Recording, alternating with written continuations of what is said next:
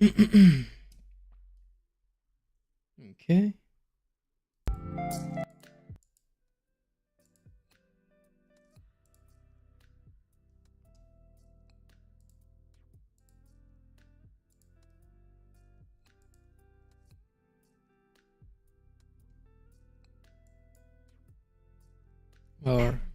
All right.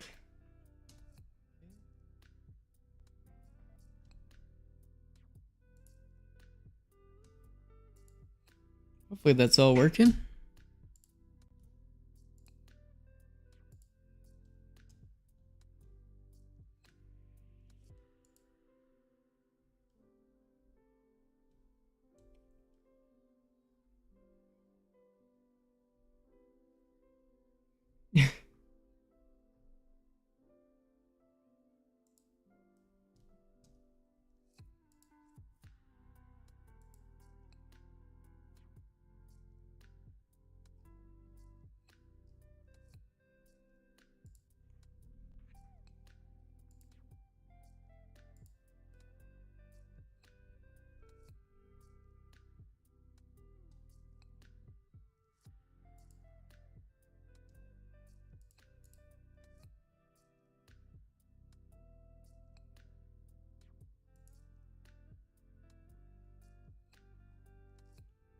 Okay, well, I guess things aren't working quite as well as they did last time, but that is totally fine.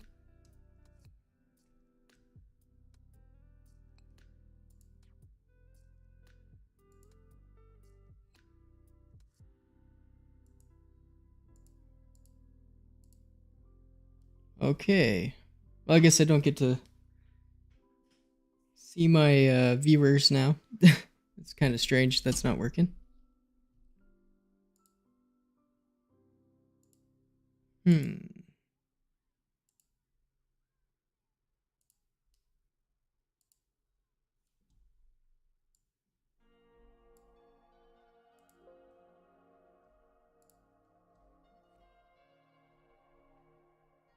Alright, whatever. I guess we're just gonna move on like this. Should work fine.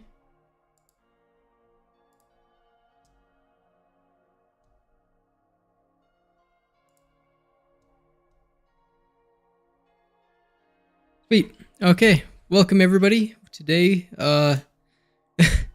we are switching... Oh, geez. I did not prepare myself, I guess. Today, we're going to be working on this game project again. We got some more stuff going on here. I actually switched over from UPBGE to range because there were quite a few of you guys who were wanting to see some range stuff. So, this is what it all looks like in range engine. I got my light set up and I just connected it to our player. So that'll actually work now. It looks a little bit better. And we'll just start off by seeing how it runs in range. It actually looks like it's doing pretty well. And it does look pretty good. So we got our little dudes walking around here. And we can fight them. We take damage and they take damage. We can pick up coins. So, I think what our plan is for today is going to be just, we're going to do menus. And I want to add a cutscene into the game to do like a start level type kind of thing. I think that'll be cool. So we are going to be doing that. So if we go to our scenes, we got UI, end screen score. We haven't added this yet. So this will be part of our menus. And let's actually get some stuff ready. We're going to go into our main scene. And we want to do a full copy of the main. Call this one cutscene. I can spell scene, right? Cutscene.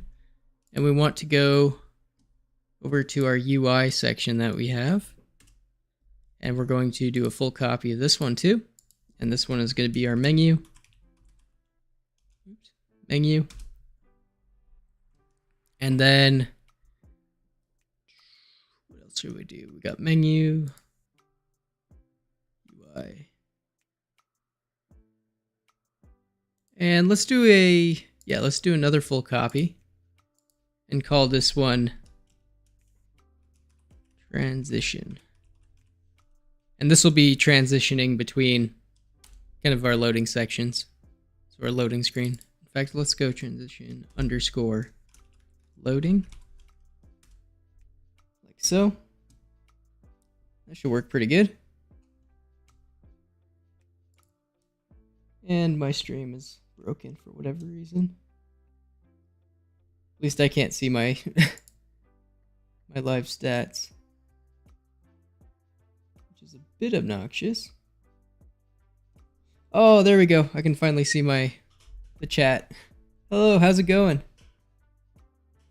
We're doing menus and cutscenes, as well as kind of the end game, like when you complete the level kind of deal. So that should be quite a bit of fun. I was just adding in all of our different menus and stuff. So that will be fun. All right. So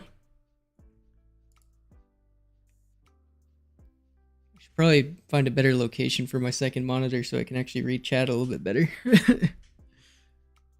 All right, let's get... We got our end screen. We might try doing... Yeah, let's set up the end screen really quick for when we complete a level. We also need to build our object to end our level in the main scene. So let's just do some stuff for this here. Yeah, so they should be pretty, they're actually not too crazy. I'm going to be doing in-game cutscenes because, as far as I know, I don't know if you can play video clips inside of Range right now. I'm not sure if they added anything. I did, yeah. A lot of people, the other day when I was streaming, wanted to see some more Range stuff. It is also the newest version of the Blender game engine that actually has updates coming out. And there's some cool stuff in here that we can play around with. And I already had version 1.42 downloaded on my computer, so it wasn't too hard to switch over.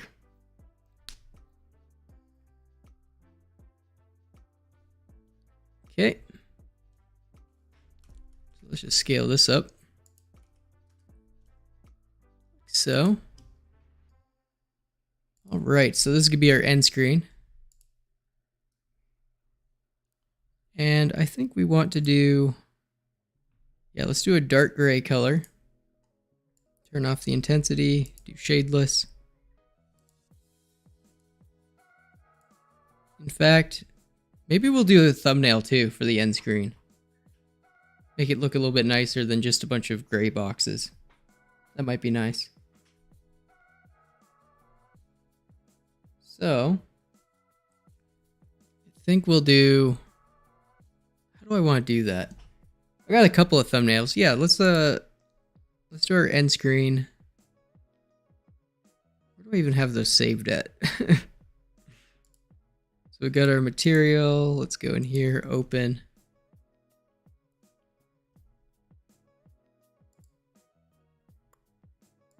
Is there anything in here? Sounds, textures. We got this weird sky texture thing. Like so. That's gonna look obnoxious. Yeah. Let's just keep it simple for now. I'll have to make some thumbnails for the end screens, but let's just get the actual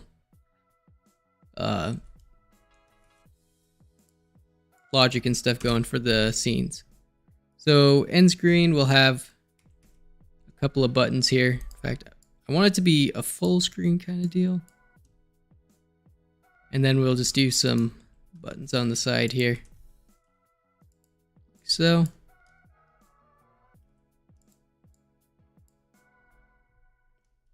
Okay, and then let's just bring these down like so. Actually, let's make sure they're even. So Shift D, Y, and then Shift R. Then for these ones, let's just click all these, Control J, object. Oops. All these menus are going over each other. There we go. Put this on shadeless and make it dark. Actually, let's make it a little bit lighter so it sticks out a bit. And then we'll take these, duplicate them, bring them down a little bit. We'll just make like a little shadow. Like so. Change this material to black. There we go. That way they have little edges. And then our back material here is going to be a little bit transparent. Just slightly. So, and what we might end up doing, because I kind of want to try doing like a moving blur effect on the background. So I kind of want to try that with some shaders. That might be cool for the window back here. Now let's get our text. Let's just cursor just selected and text. We can just pull this up. Oops. What am I doing? Getting lost. Okay. Put the text over here. And we want to... I don't think I can freaking spell today. Freaking shoot.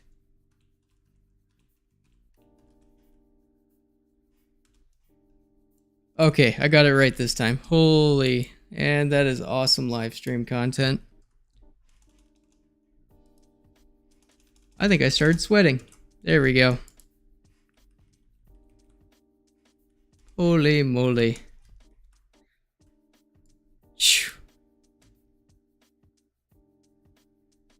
Wow, that was great. That was cool.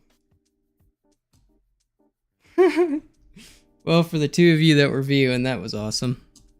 That might be cut after the stream. That hurt my soul. Okay, moving on. And quit game. Okay.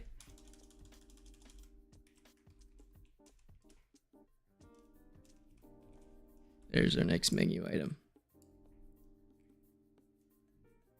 And that's what I get for being a phonetic speller.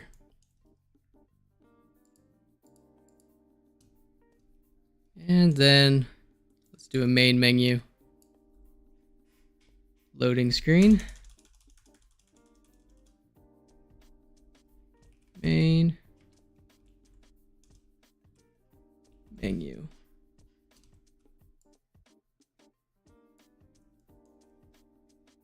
Oh, jeez.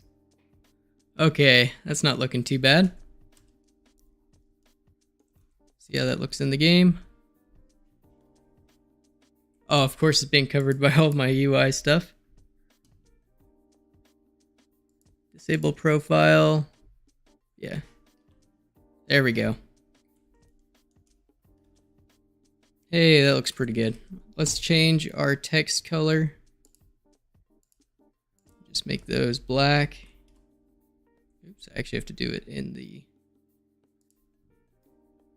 object. Here we go. How's that look? Should I go with black text or should I do white text? I'm not, we'll have to see. I might end up changing some of these colors. Depending. Yeah, so for now, let's just do black. Then we'll do a highlighter on top of it when we go to select it. Okay, that looks pretty good. This is looking pretty gray though. So let's select this and then go to our object color. Let's make this kind of a blue color, just slightly. Or you know what? What color do you think would look good?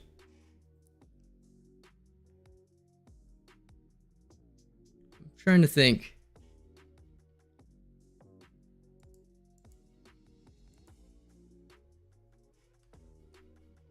I mean, that's all right. Yeah, I think we'll leave it like that for now. Now let's add our selecting planes here. So these are actually going to be doing the scene changes. Let's just scale these down. Almost like a hitbox, but for our stuff here. There we go. And these are going to be invisible. Like so, collision bounds. There we go. So if we go into our camera and press play, yep, perfect. And then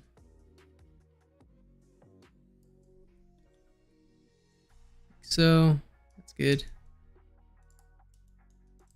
This one will go down. Now let's name these. So let's go into our objects here.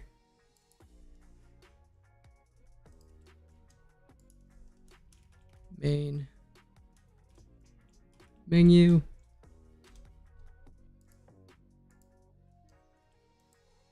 This one will be restart.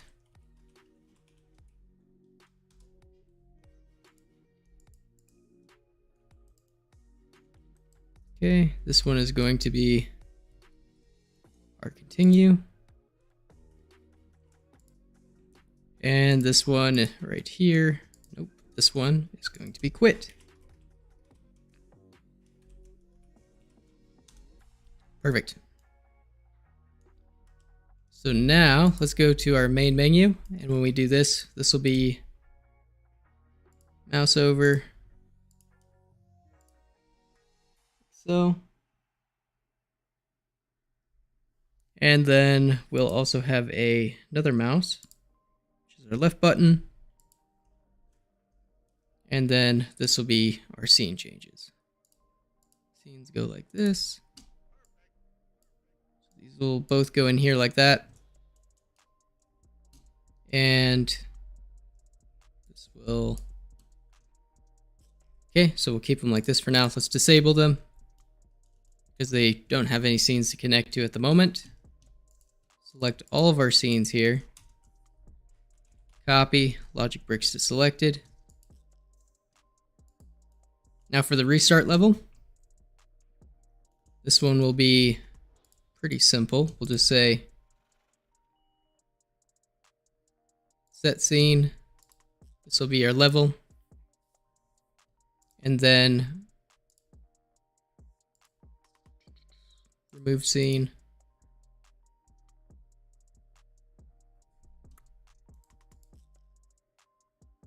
I guess I could just do, well, no, because we don't want to just restart the scene. We want to set scene and then remove scene and screen score.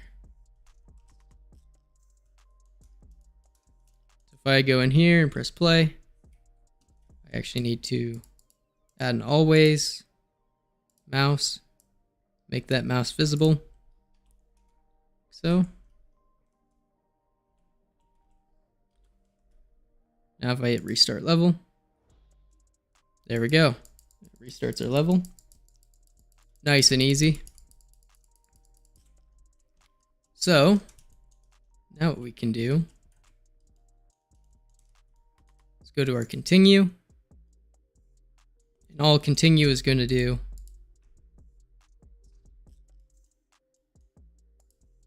is resume scene, level, and remove scene, Oh, wait, no. Okay, never mind. This is going to set scene. I've got to remember my order because I haven't made a second level yet. This one is going to be set scene. It's going to be level 2, but we don't have a level 2 at the moment, so let's go to our level. And we're going to do a full copy. Call this one level 2. And just to see it work, we're going to make some things different. Let's move this down. Let me just go into solid here. And then we'll change some things up here. Box select all this. Like so. And just move this somewhere else. And we'll do some bigger changes once we actually build levels. This is just for an example.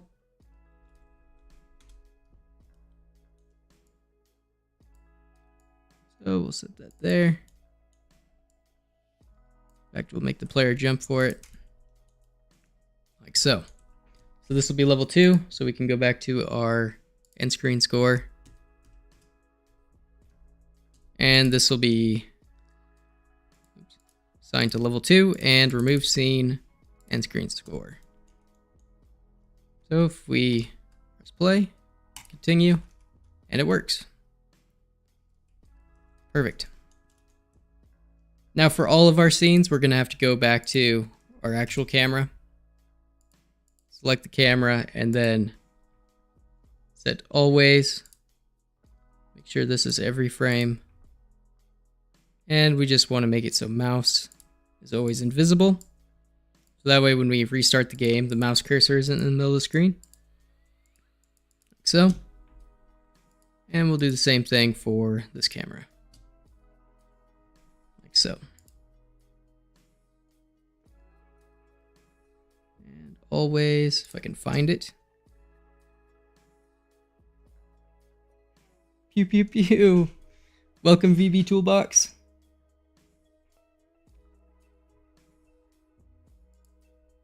All right.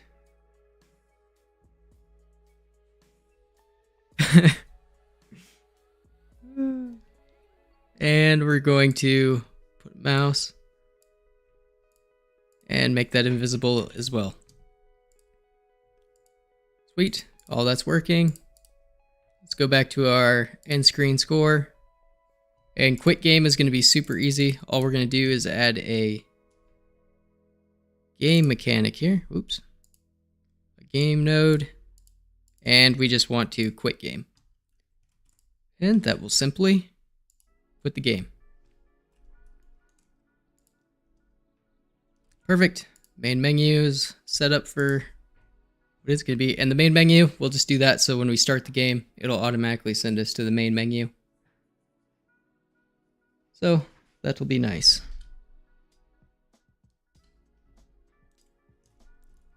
Now we need to add our score. So we actually want to be able to calculate score here. So for that, how am I going to do that? Because I think that's going to be interesting.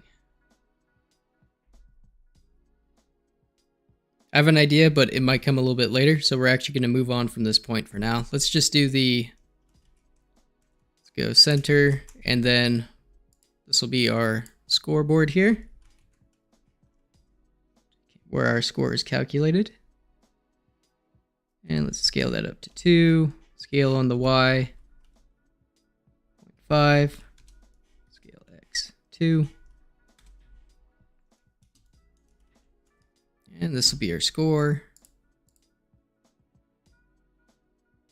And we'll make this new. Just make this completely black and shadeless as well as transparent. Just slightly. So.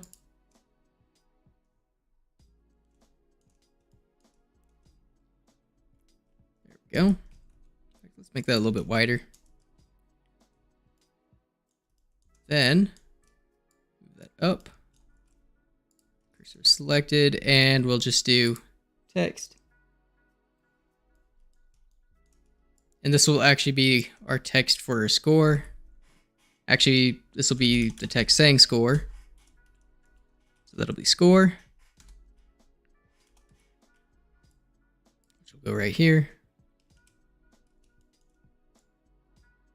And we'll just leave this to be white for now. Okay. Move that up. There we go.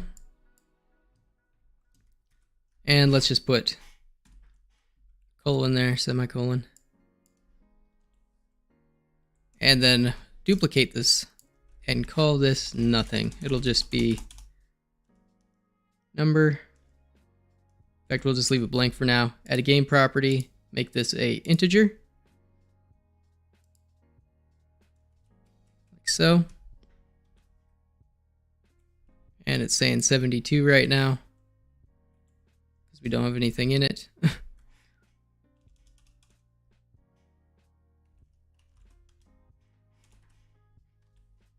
There we go. So, and once we actually have score, it will calculate right there. In fact, let's scale this up a little bit more so we just get a tiny bit more room for our numbers. Like that. Perfect. That'll calculate our score, and then we'll do some more stuff later. But for now on, I think we'll move on to our next little project here. So let's go to transition loading. Right now, this is just another UI thing. And we'll just delete all of our stuff that we already have here. And this will just be an overlay that goes over the character when stuff is loading. So let's just put in a center, and we'll do a plane. Same thing as we did before. Give it a material, no intensity, completely black. Add another thing, and this time we're going to do let's go for, okay, I have an idea actually. This will be cool.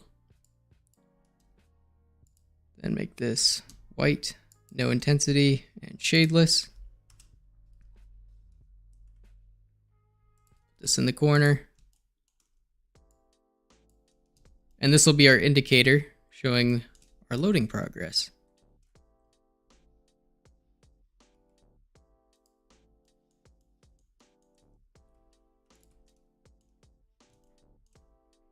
Oh, you know what I kind of want to do though? I just had an idea. Let's try this again. I've got so many materials already. Kind of want to do a shape. So let's subdivide this a few times.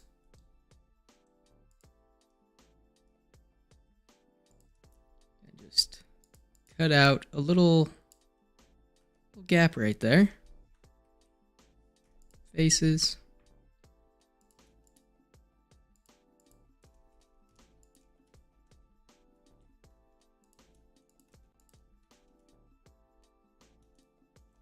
And then we'll select these two faces. I don't know what I'm trying to make right now, but it might be cool.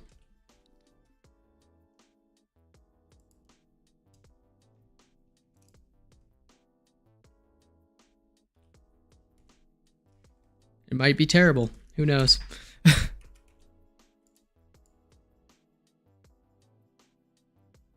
No, that's looking kind of sus too. Nah, it's fine. We'll just leave it like this. It's like a little Mario plant kind of deal. Oh, I broke it.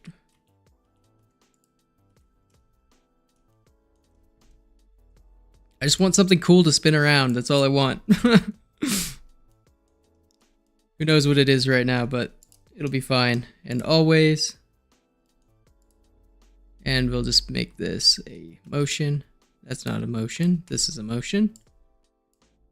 And spin on the Z-axis. And we'll just say 2. Nice and slow.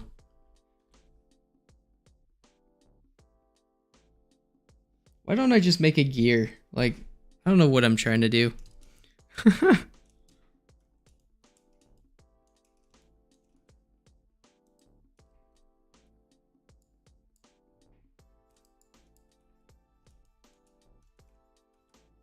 fact, you know what?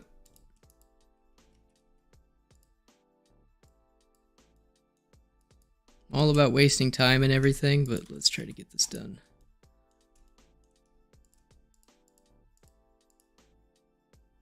I just want something to look cool.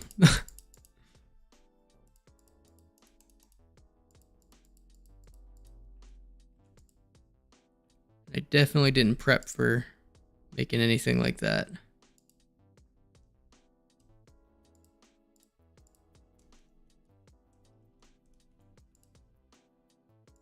Okay.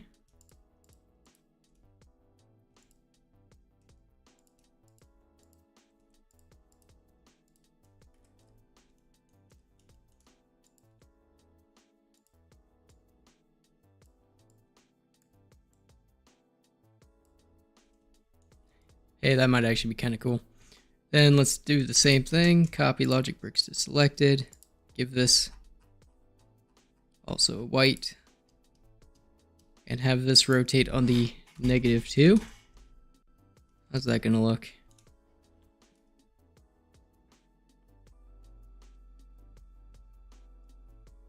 That's definitely something. What do y'all think of that? Is that at all interesting?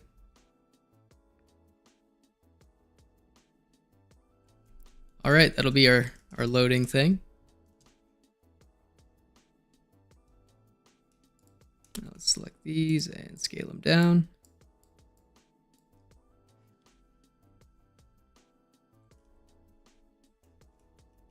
And then let's add some text.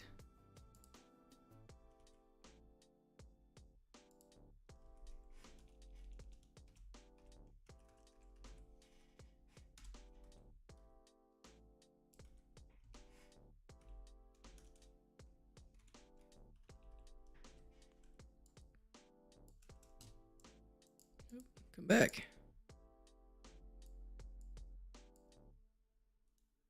Move this up.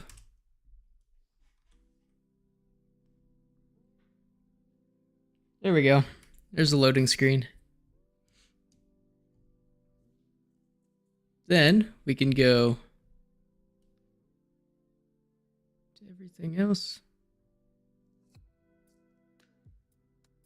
Where's our menu? Okay, this will be our menu. Select all this stuff. And this will be the main deal.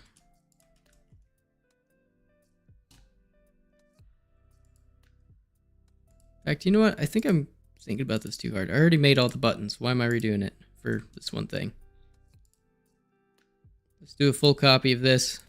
Call this main menu. Just delete the score name. Delete all that. Select all these. And center. Offset. Bring them up. Scale them up. There we go. Center them. In fact, let's do a little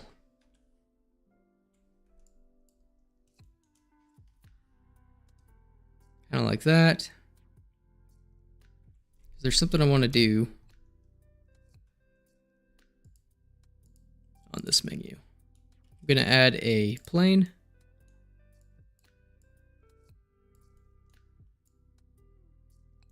And I'm going to, this might be a little bit silly, but I just think it's kind of a cool little main menu screen idea. Which might look kind of silly, but it might just work.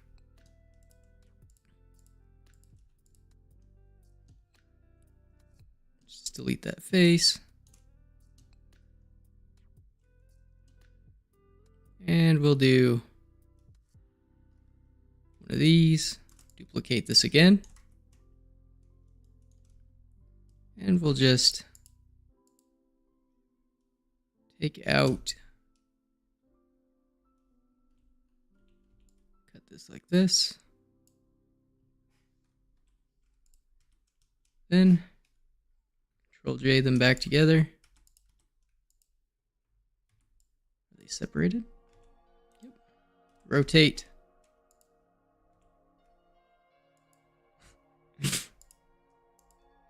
You can probably see where I'm going here.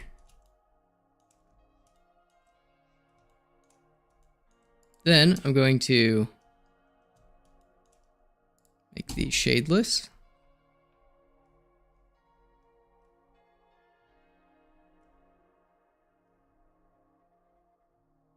What am I doing? It's ridiculous, but it might be cool.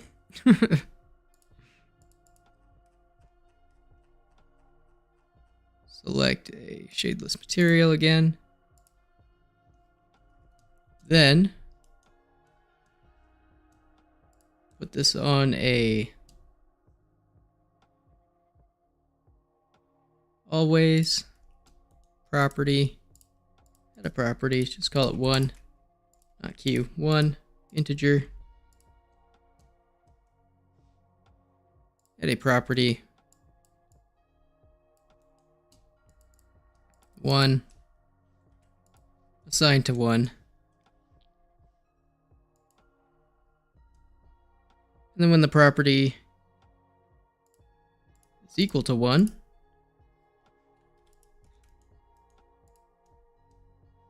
then property assign 1 to 0. And this will just allow it to flip-flop, so we'll just put this on. Let's do a delay of 10 for now. 10 frames. And connect these two together. Then add 2 more properties. Let's do 2 more. 1. Make sure my stream isn't broken. Okay, we're all good. Add another property.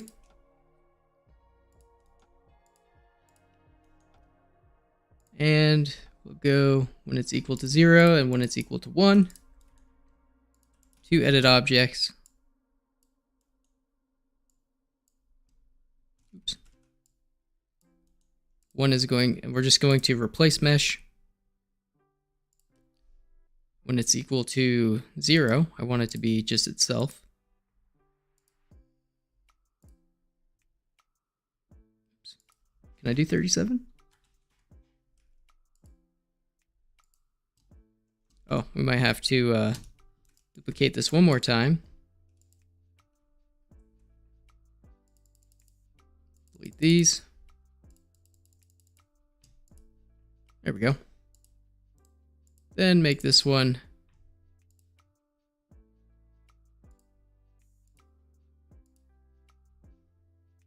what?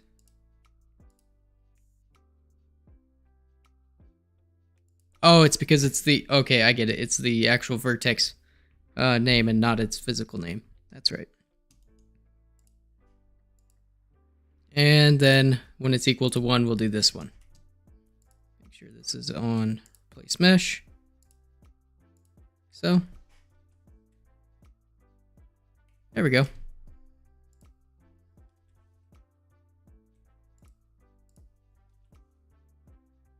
But will it actually loop? Probably not.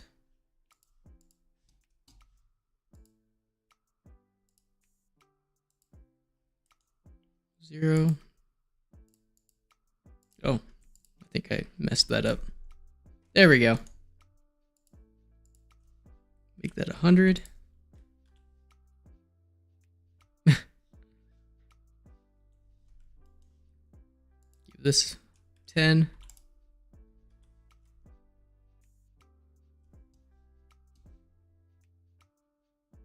Can I slow that down?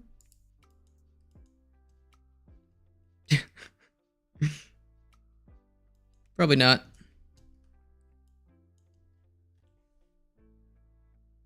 Boop. Make this 50. This is totally pointless, but it's kind of funny. Then we'll just say always. We'll go from this side. Cursor to center. Or selected, I mean. Put an empty right here.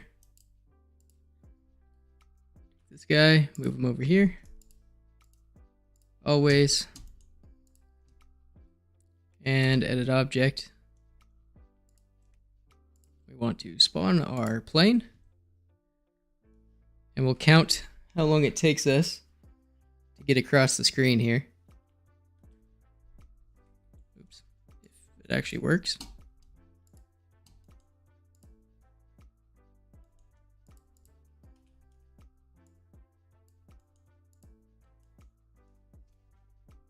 And maybe we'll move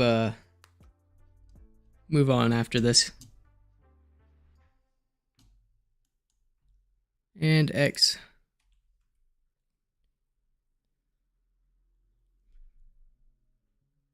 Okay, perfect. So now, since we're doing 60 frames a second, let's put this on for 1000.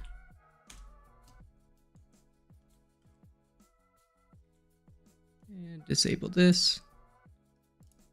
Make sure our frame rate here is set to 1000.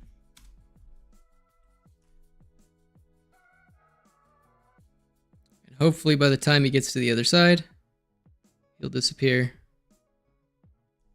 Oops, 1000 is probably way too much. Let's go 500. Cut that in half.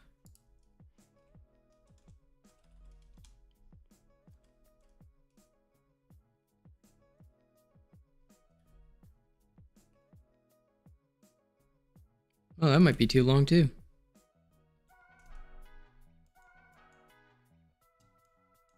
So let's do 200 and 200.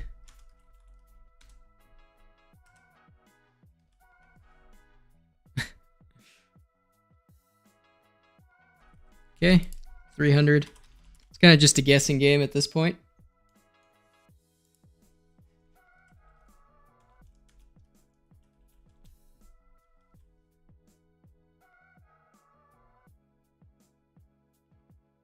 Across the screen. Hey, that actually might work.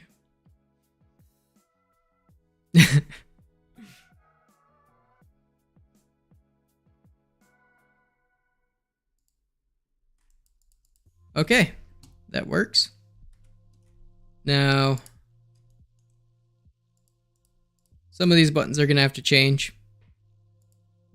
Like right now we got main menu. We don't need this because we are on the main menu, so let's delete this one.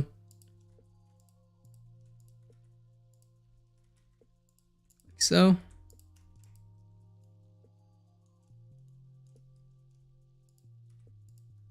And we don't need this one either. Oops. Pressing all the wrong buttons right now.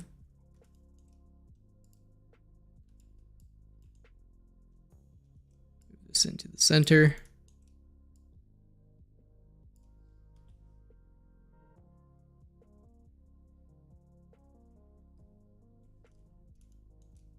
And we'll just change this text. Oops, if I can actually select it. This will be start. Game. Okay.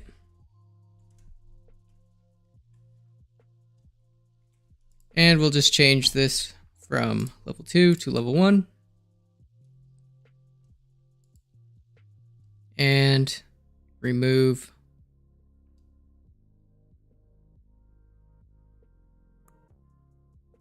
main menu. There we go. Now before we start the game, we want to go to our level, go to our camera, add a delay. Make this delay inverted, so it'll be a timer instead of, or I'll just invert the delay. So when it's finished, it's going to stop our loading. And we can use delta time if we want. If you say you want to set up a delay that isn't bound to your frame rate. For now, we're just going to go, let's make it go for 120 frames. And that'll be how much our loading time is. Not on repeat. And then we're going to say scene. And add overlay scene. This one is going to be our loading transition. Oops, that might not work. Turn that off. Actually, we'll go always. Yeah. There we go. Now we have our loading scene. Then add our delay. The other one wasn't working. 120. And then we'll add another scene. And this one will be remove scene. And we'll just remove our loading scene.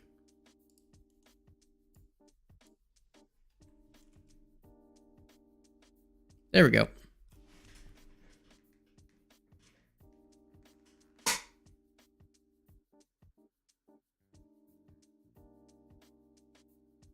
Okay, so yeah, delta time.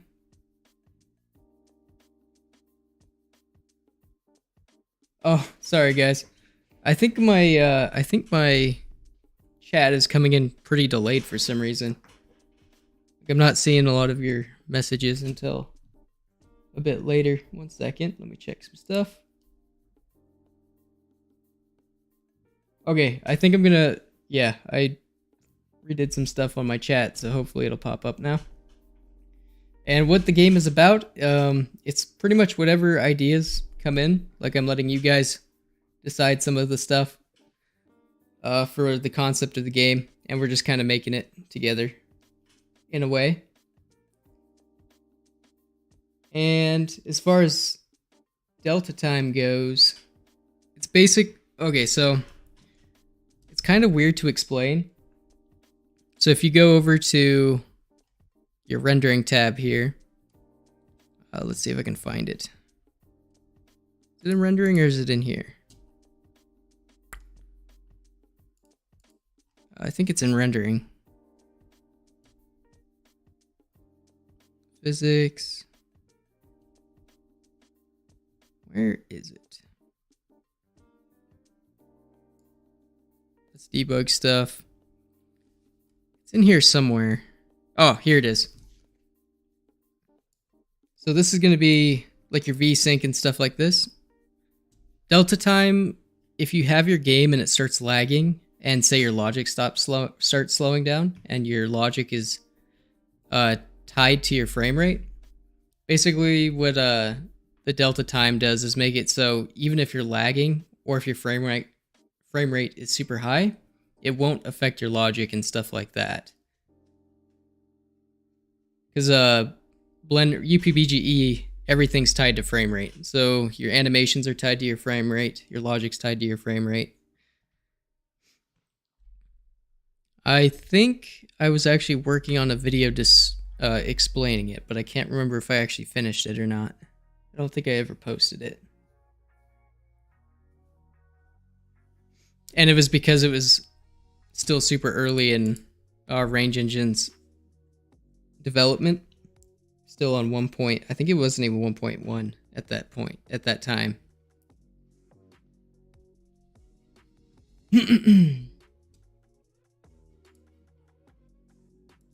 So,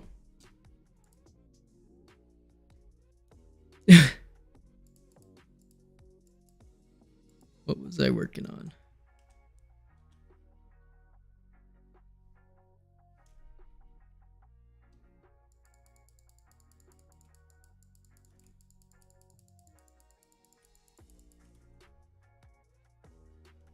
So yeah, I guess right now we have some menu stuff going.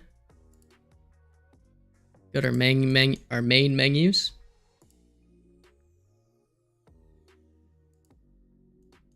In fact, I think we'll just delete this one. UI is good. Levels.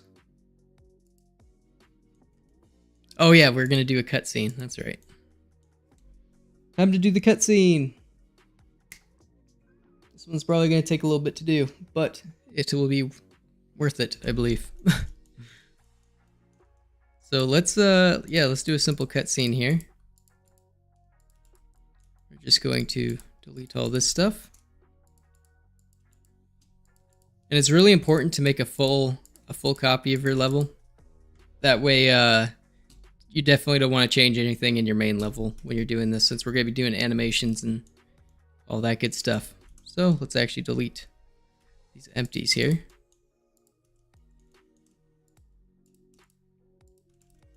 Okay.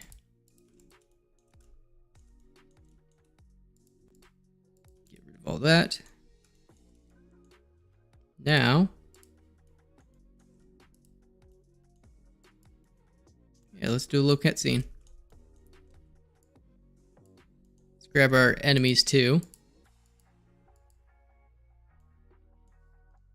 So, we're actually going to delete that, and let's get rid of this too. There we go. So that way we just have our dude. And I want to ungroup this. It's easier to use.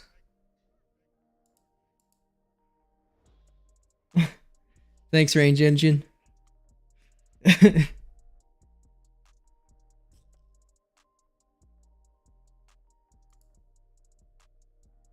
Sweet. Let's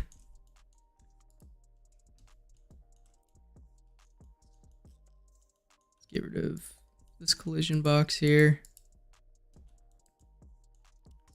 Now let's do a little cutscene.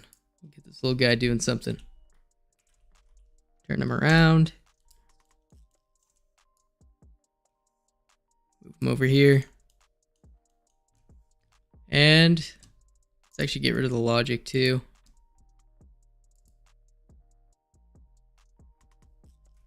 Because we're going to be replacing this with a new thing. Let's go to animation. Make sure to actually switch back over to cutscene.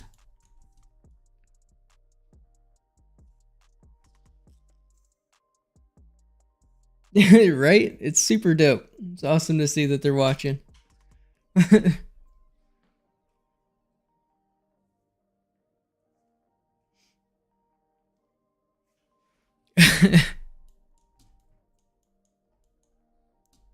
All right, animation time.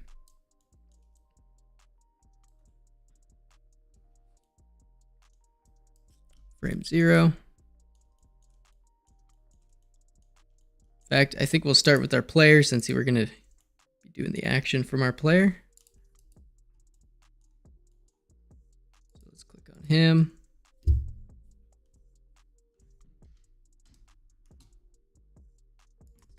And let's go into material mode, pose mode. Let's do some stuff. Where is everything? Dope sheet. Okay. Oh, I gotta get used to all this. Everything's flipped around on me.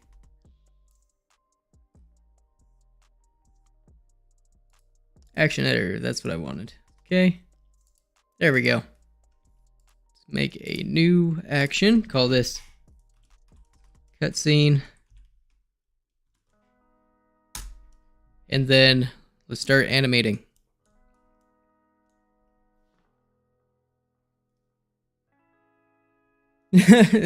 Lots of pressure. Range themselves are watching. I got other people watching. I just need to make something good, I guess.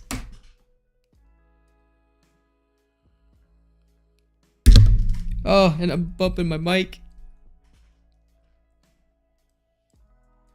All right.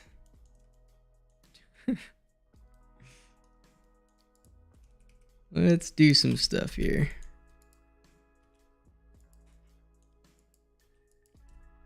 Now I have to animate the fastest walk cycle while I stream. Okay. Let's just go. Luckily we don't have too many things to move around. Okay. Just move the legs.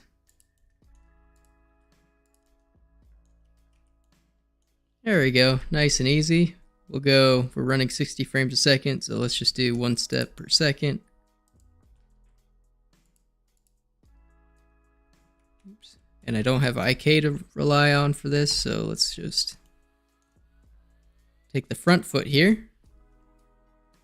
Move this leg forward. Actually, let's move the whole thing forward for now. So the feet are actually going the right distance. Because no one wants to use the NLA editor.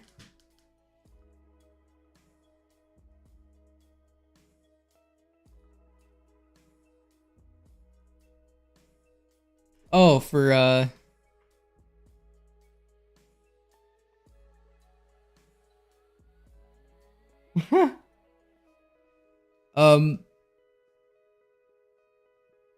yeah, so this is what the default theme for range looks like. I haven't changed anything.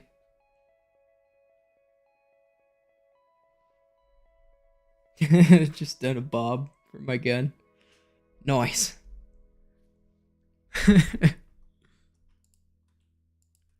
Okay, move that up. Move this arm back. There we go. That looks pretty good.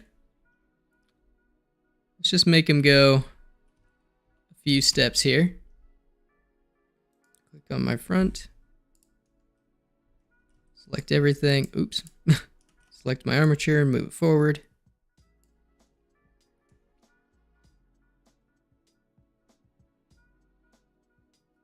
Oh yeah, they're all really dated now. I think especially the legacy versions of UPBGE, none of them have really been worked on in a couple of years now.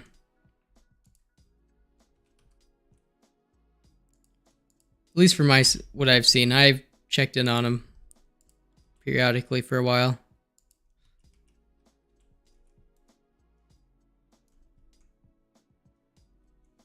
He's walking a bit too slow. So let's scale this down.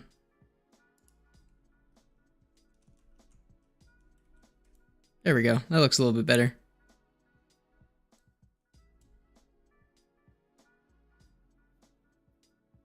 The crossovers. Oh.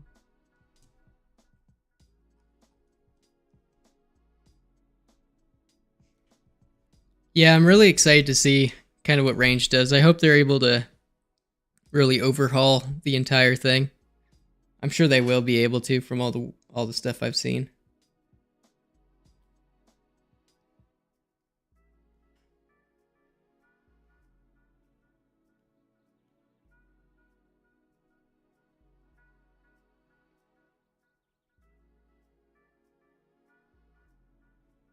So what do you mean by for slower machines?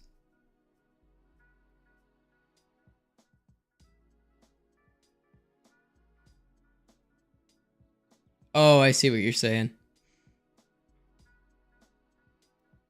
I mean, yeah, the old, like the Legacy 2.79. Yeah. They have definitely been able to do a lot with shaders and range. And I just watched their newest video they posted. Yeah, PC performance.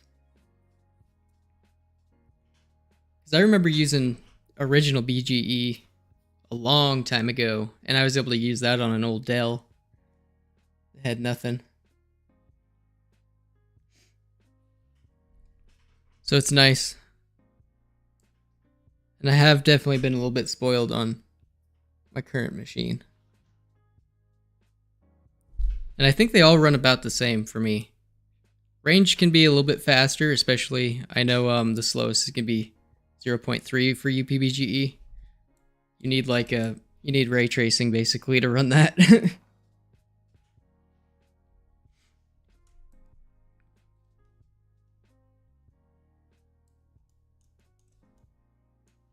All right. Let's do a couple more steps here. We'll go 90. And then we'll just move this guy one more time. Do one more step. So, move this leg forward. This one back.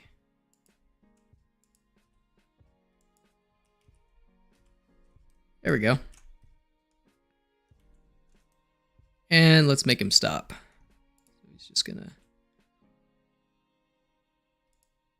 Let's do like a little... So, make him skid a little bit.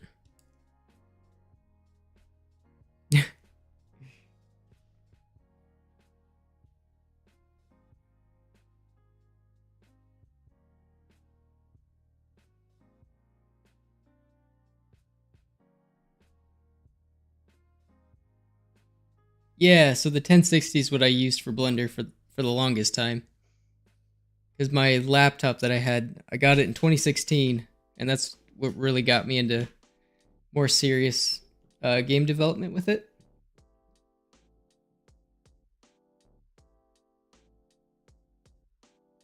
Triple flip and finishing move. Oh. That'd actually be kind of funny.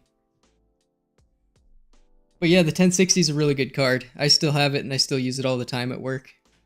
It's my my work PC. Yeah. It's ran strong for a long time. Move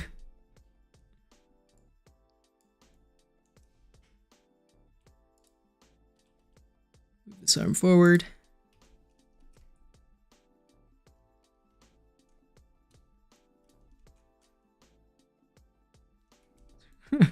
You might not be moving fast enough for that to make sense, but it'll be funny. Whatever.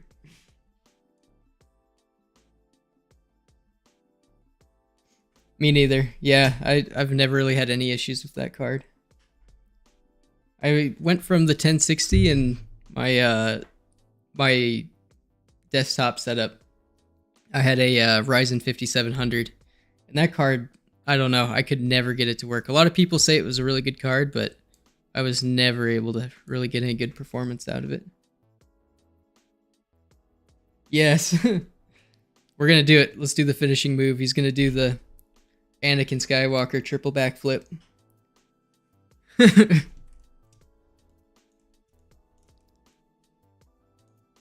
let's let's just go.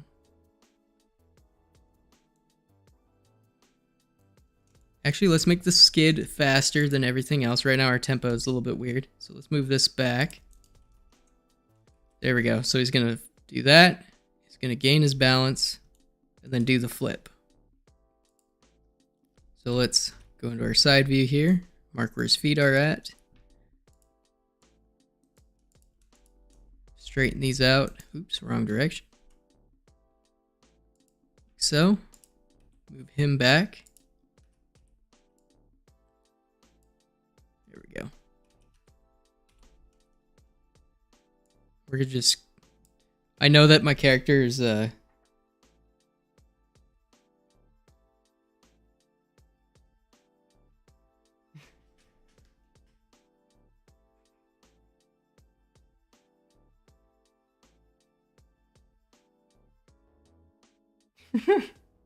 Sorry guys, I'm gonna go. I'm just a little bit quiet reading all the messages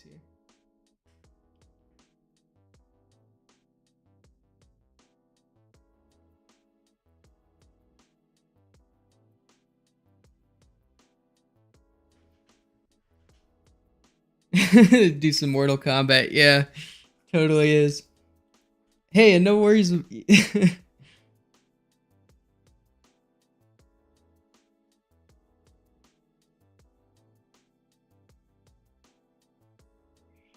Yeah, like I first started, yeah, like I did not have anything. It took me 10 years to get to all the stuff that I have now.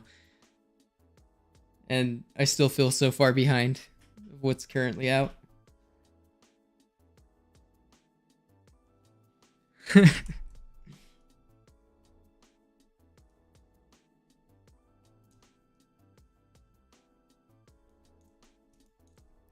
Where's our bad guy at? There he is. So we're gonna jump over the treasure chest and then do a finishing move on the bad guy. So he's winding up. Let's make this frame. Yeah, let's sink into the ground. Make him go like this. He's getting ready to do his finishing move here.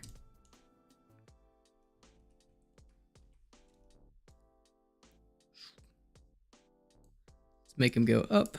So he's kind of doing a wind up here.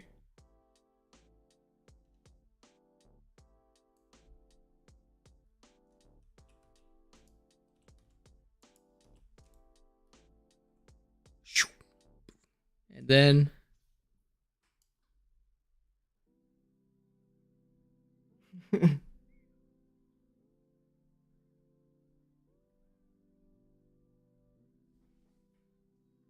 yep. That was almost exactly like my first laptop.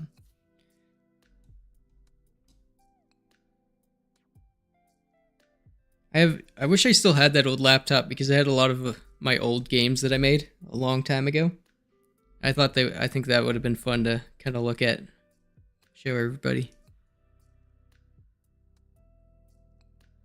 All right, now we're going into the flip.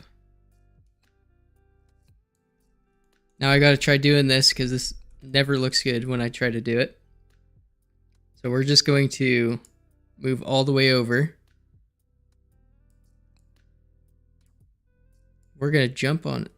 Wait a minute. How do you do a backflip or a flip finisher?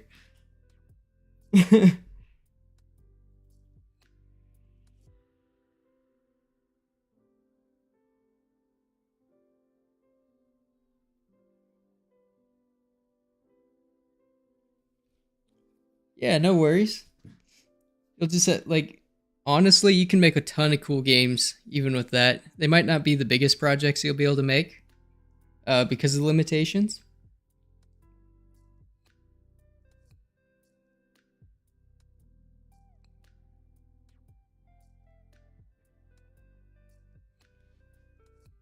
Yeah. Mm-hmm.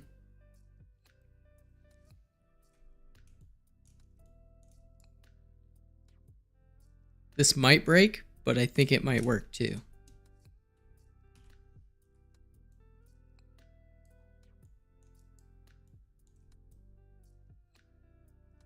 It's gonna look a little bit silly for now, but it's gonna get there.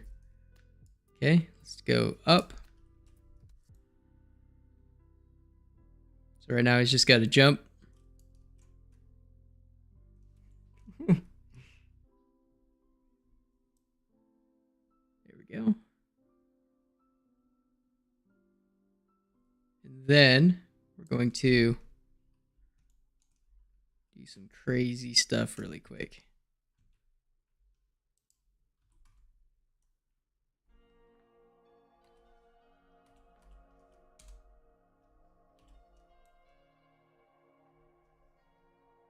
Now, how do I... Let's tuck the legs.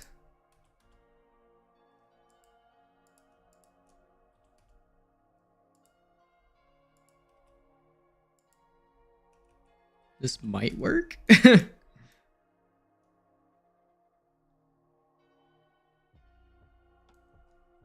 He breaks some physics, guys. Woo! Okay, so let's go up like this.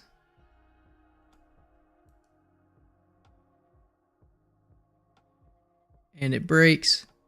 So actually, let's delete this end frame. We're gonna want...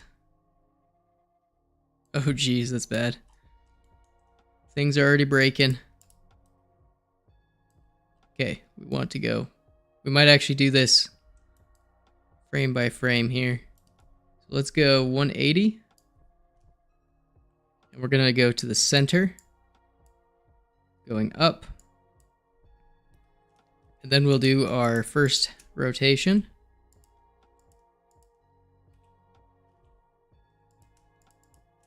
Like so.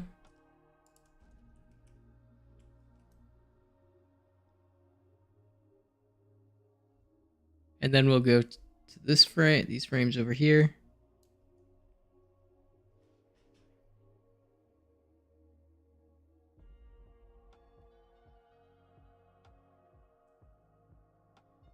Oh yeah, pretty much all of it's all backwards compatible for the majority of stuff in BGE.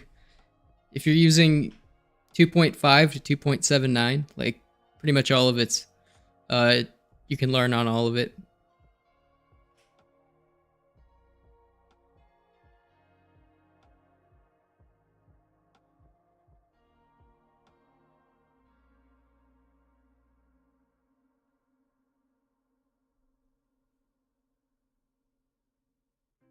Yeah.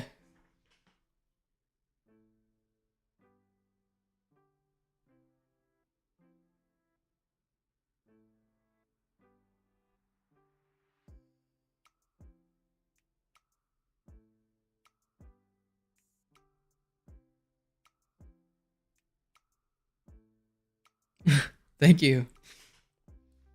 Hopefully it actually looks like something decent when we're done here. But yeah, I think that if you have a 1060, you'll be able to do the majority of stuff.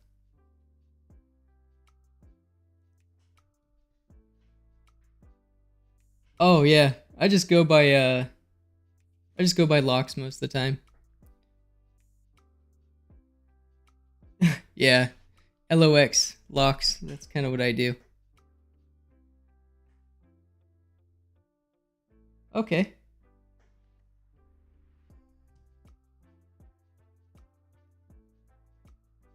I was gonna say Ham V2. It's a pretty dope name, but Morto. Okay.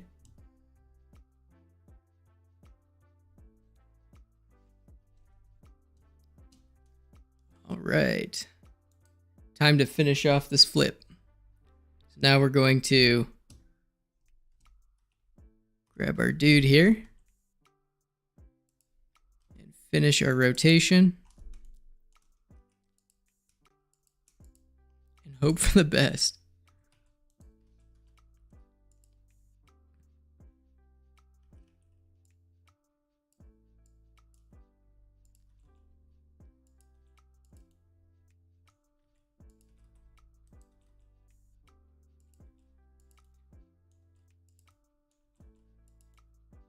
This is just going to be a total MLG shot right here.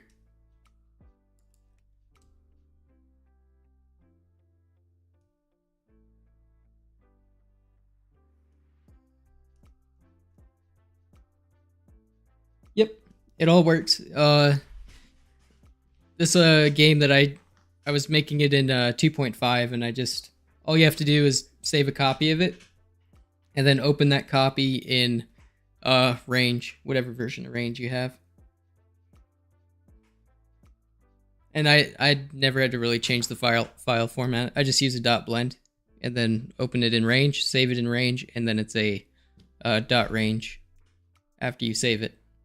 I think there's a better way to do it, but that's just how I've been doing it. It hasn't really broken anything. You have to, some of your sensors you'll have to change, but other than that.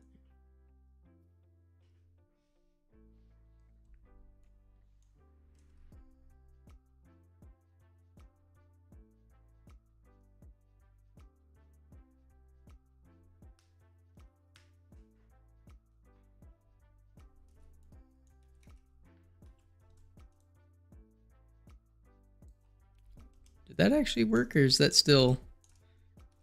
Does that look a little jank? Ah, why is it doing this? I flipped it all the way around. I might have to change my, let's see. Oops, I am pressing all the wrong buttons. Rotation, it's 4L. Might have to go.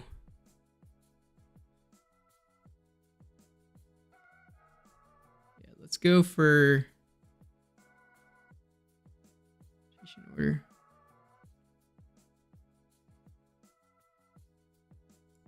Yeah, let's try this out. So we're in the air.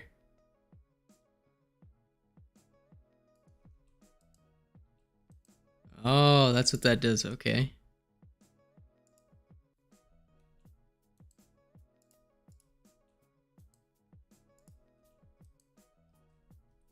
What did I break? I just broke something.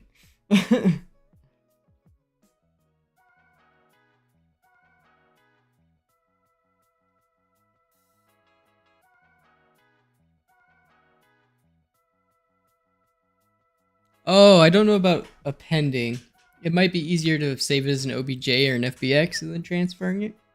Otherwise, save a copy of your asset file from .blend and then open your asset file into the .range or in range engine. And then you can transfer them all that way. Drag and drop, pretty much. I would definitely save copies of everything while transferring. I have had some projects break while trying to transfer. So I just do copies. For sure.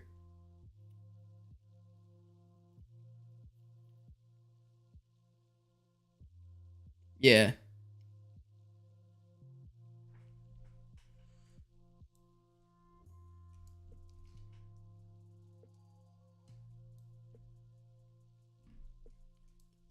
All right, let's see if I can actually...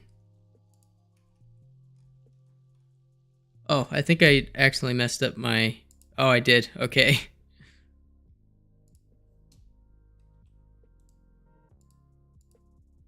There we go.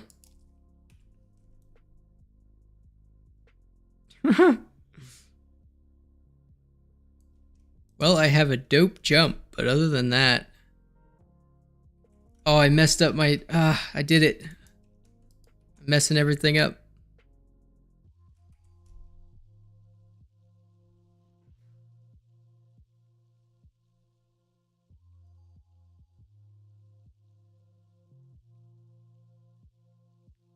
Yeah. Oh, they're so bad. I've lost so many projects due to crashes. In fact, thanks for reminding me I should have saved. Yeah, Blender can be pretty unforgiving when it comes to crashes.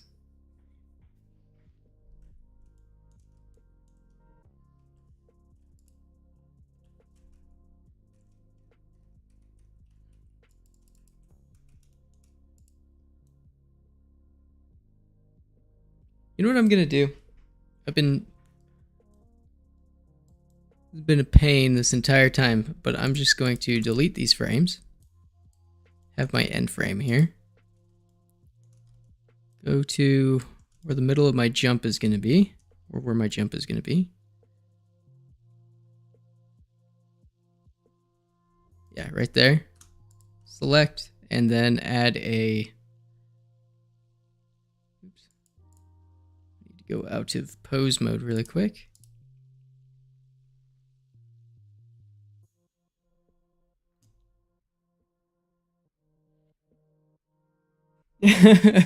Yeah, I keep trying to read. I can't do multitask very well.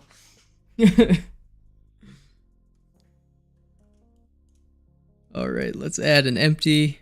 Let's put that right there. And then parent our armature to set empty.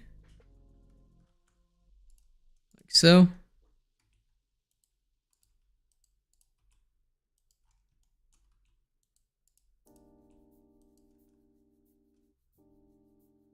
What am I selected on? Nope, didn't want to do that. There we go. That works. Now I can select my armature again. So 140 is where we start. So I'm going to click on my armature. Hit I. Go to our end, which I believe is right here.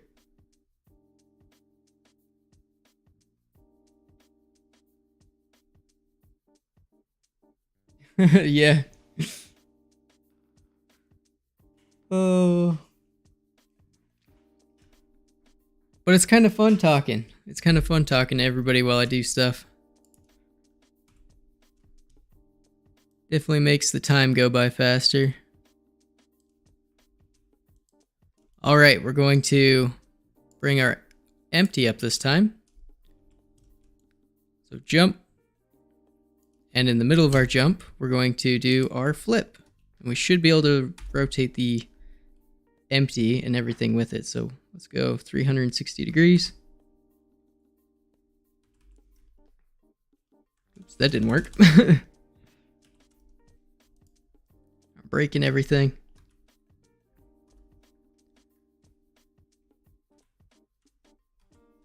There we go. And I... Oh, so that still doesn't work. Maybe I gotta go 180. Oops. Rotate. Y 180. I... This is horrible, guys. This is terrible. It's just getting worse and worse.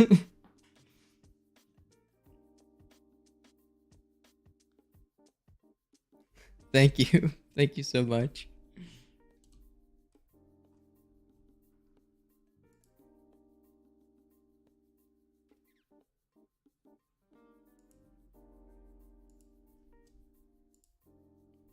Okay. All right, let's try making this work. We might have to forgo the flip, but we are going to do an epic jump at the very least. Wait, what in the world is going on? Oh. Okay, we're gonna do this the right way. We're gonna get focused, and we're just going to jump. And we're going to go to the end, but in the jump, we're just going to be Superman flying and shooting. Like so.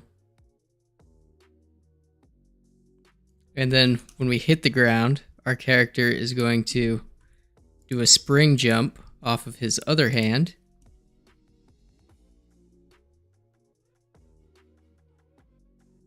Oh, no worries. It's all good.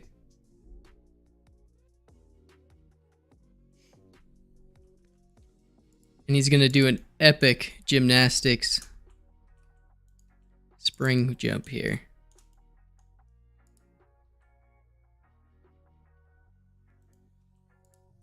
Like so.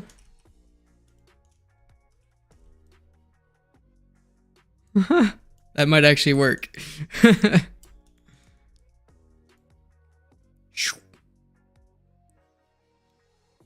Awesome. Okay, and then we're going to make him swing back here.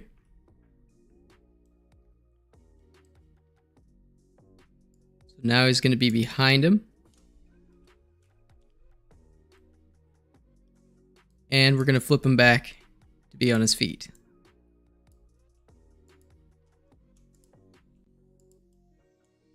Like so. It's so hard to see through all this stuff. There we go.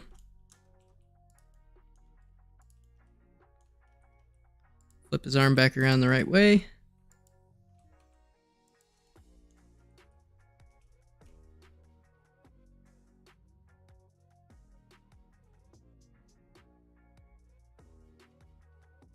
Oh yeah, I always make fun of the NLA editor because when I'm trying to work on games and use it, it never works properly. So I just forget to use it all the time.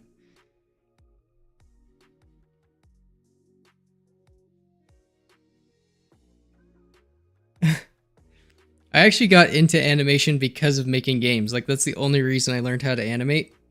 was because I always wanted to have like I've always wanted cool, smooth animations on my stuff. Definitely, I think the animation is definitely harder than the game development, for me at least.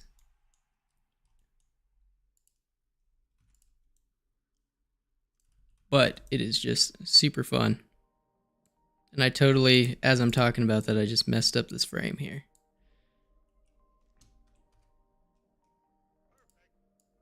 There we go. Because I want him to be back on his feet. So he's gonna hit the ground. Now we need a hold frame right here. So we're gonna just duplicate his frames here and move them up here. That way we get a hold frame. So boop. And then in the middle of this hold frame, we're gonna add some downward movement. Move his legs back. His arm up. It's gonna look a little bit silly for now, but then we're just going to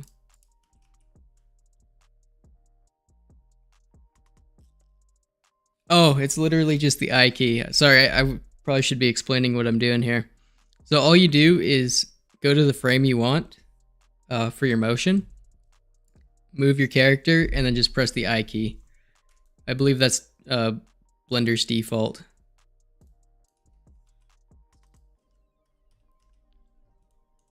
And there's a ton of good tutorials on how to animate in Blender.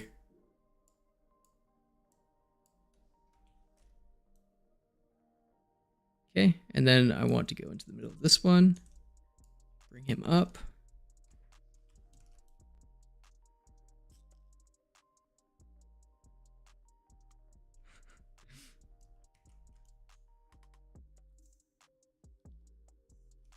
Oops, and we're running into that issue again, so I'm gonna have to change something. So let's go to our end frame. Hello, how's it going, Chris?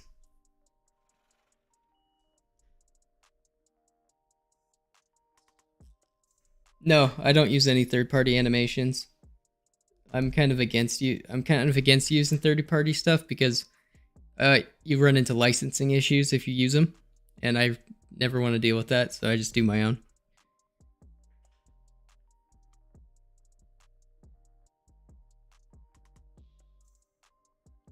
So you can get shaders, Chris, if you want to like do that. It's not perfect, like you're not going to get like Eevee kind of style of bloom and stuff like that, but you can get some really good looking stuff using the shaders people do. I know the Timster has some really good shaders. That's what I use for my stuff. And you can get pretty close to really awesome bloom and stuff like that.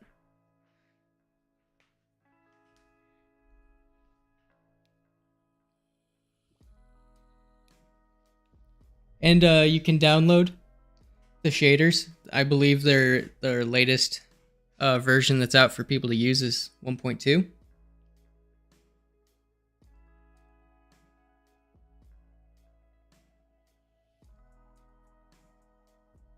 Yeah, because it uses the Eevee engine for all of its real-time render stuff. I think as far as game development goes, or Blender game development, I don't think he hasn't posted a video in I believe 5 or 6 years now, which is really sad. That's who I learned how to do all the stuff. Like I learned Blender from him, watching his tutorials. So I was really sad when he hasn't posted. I think he's doing render stuff now, or he goes by a different name. I don't remember what it is though.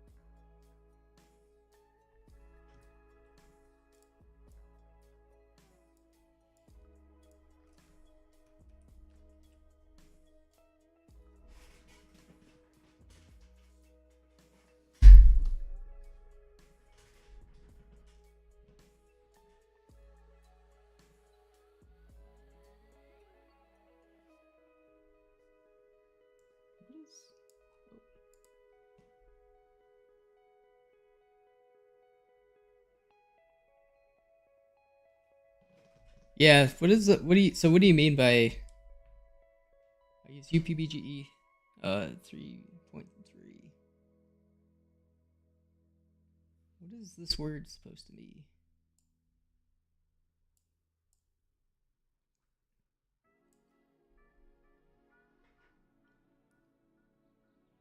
Depth graph? I'm not quite sure what that's supposed to mean.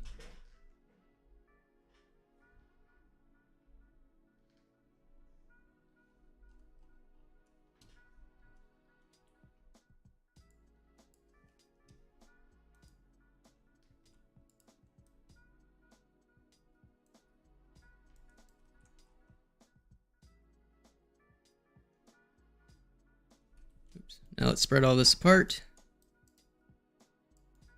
So it's a little bit slower.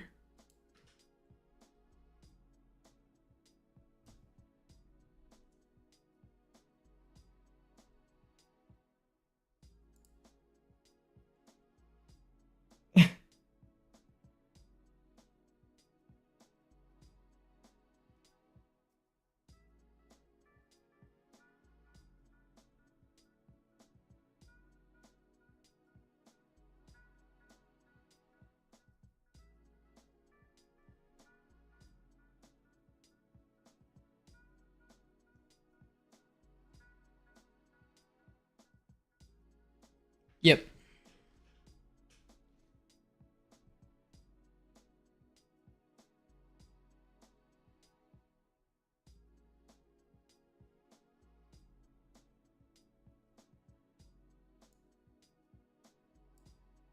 Yeah, what am I trying to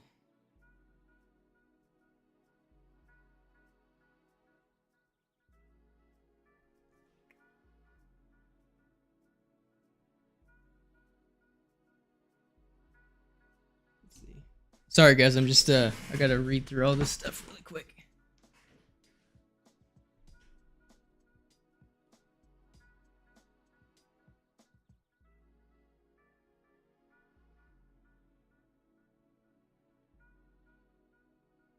Okay, let's see.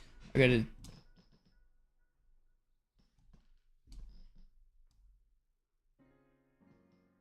It's making your game laggy.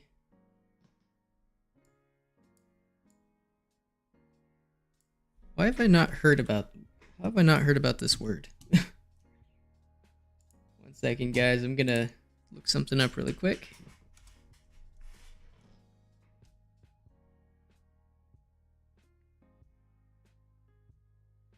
Stack Exchange. This is the current way to visualize the dependency graph.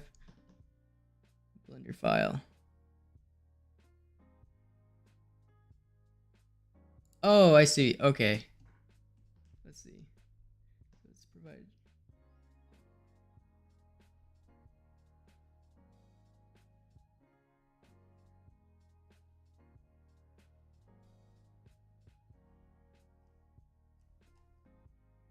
Oh, interesting. All right. I was just. Yeah, that's what I was just seeing about the same thing. The dependency graph, though. Yeah.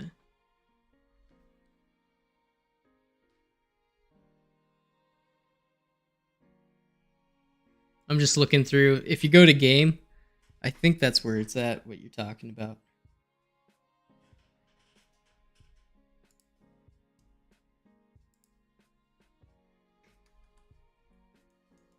I guess I don't want debug mode on right now. Let's turn that off.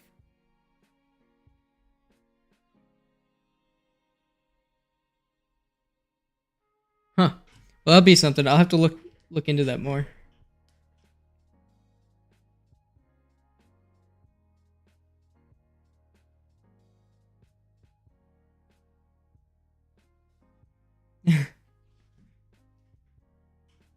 Yeah, I would recommend if, depending on your graphics card and your computer's capabilities. I know 0.3, it's so demanding. Even on my card, it gets super laggy really quick. especially if you use like animated textures and stuff like that in your game. Those just crunch your GPU really hard. And your CPU. Actually, I might have a scene that I made.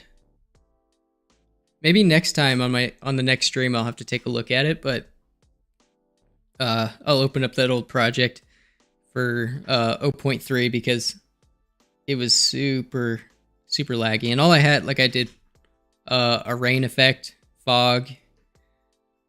I pretty much tried to see what it could do without lagging, and it was horrible. I got like 10 frames per second, and that might have been on my old card, but it'd be interesting to see what it would do on this new one.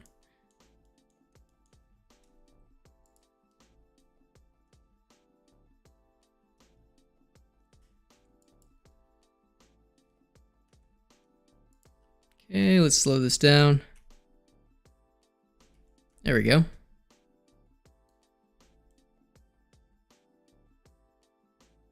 Here.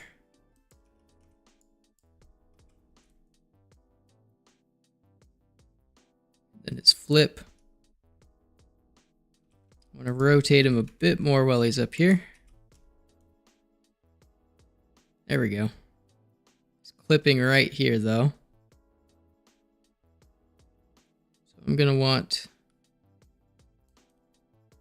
Let's move him forward a bit. Oops, we got a double frame, I think. Yep, right here. There we go. There we go, that looks a lot better.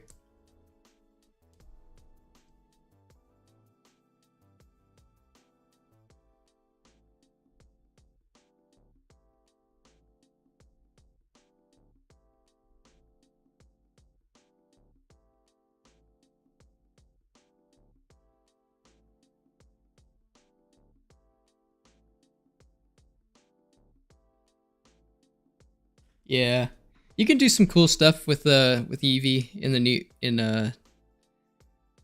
0.3, but it is at a cost.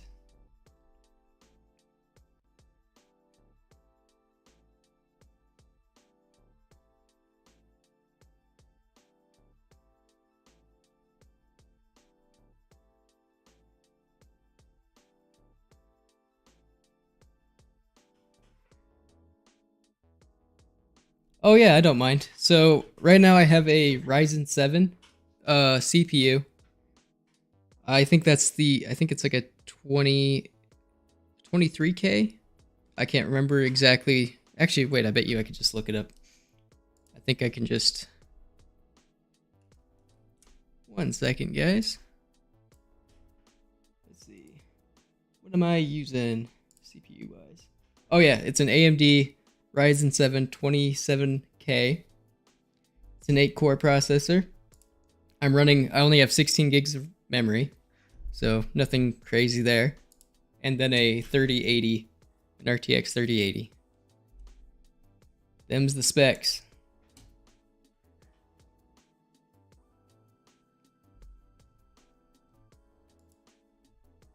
So I mean, it's not like a super computer or anything. Just something I've put together over a few years. I think I got the Ryzen 7 2 or 3 years ago. So at that time it was a full AMD PC.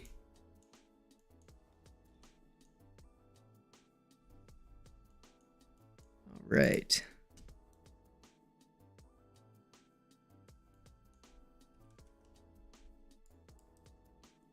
Boom.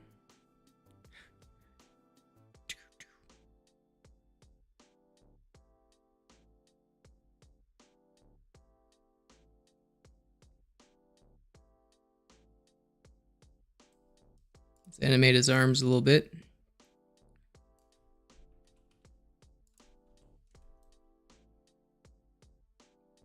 Oops, double frame.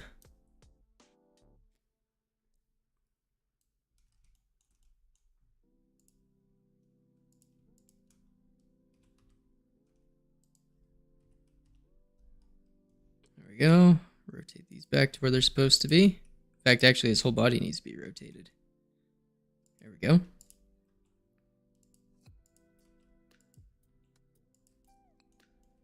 You're a little bit sunk in the ground there, buddy.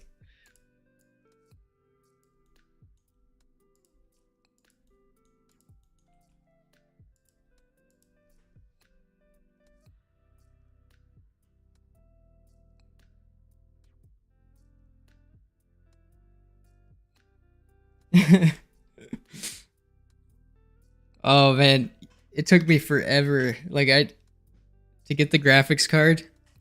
I mean, yeah, it took me so long to even think about buying it. Even when I did buy it, it was like, oh, is it worth it? Like I had to work for way too long, like 2 months to even like think about buying it.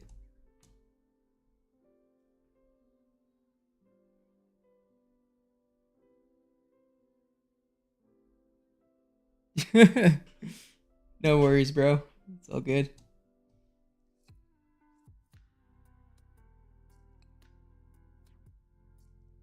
I've always thought about like buying one of those old servers. It might be fun to mess with.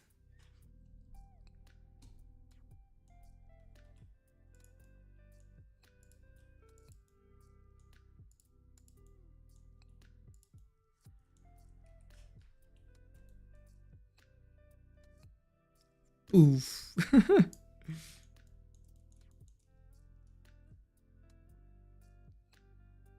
Yeah, I could never. Yeah, I couldn't stream. I tried streaming a couple years ago, but I was never able to with my old hardware.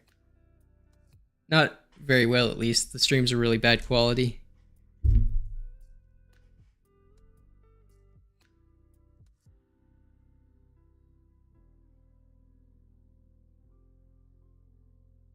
Nice. That's pretty awesome. I think I should definitely upgrade my RAM though. I think I always run into bottlenecks with it. 16 just isn't enough in this day and age.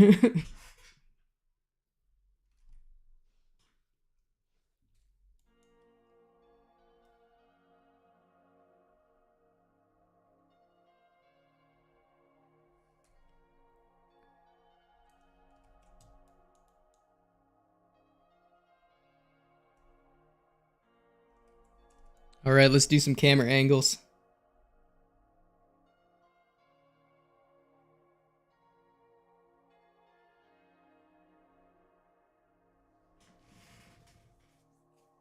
Yeah.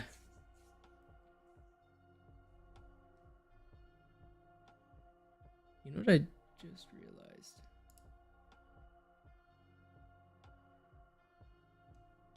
All right. All right. Hopefully I'll be able to finish this animation pretty soon. Looks like I'm getting close to my time limit. But I think I'll be able to finish this this cutscene before we run out of time here. All right. Let's grab our camera and move it in place.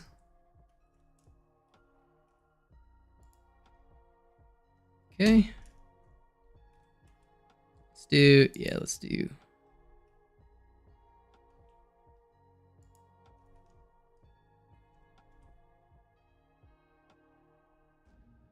How do I want to do this to make him look?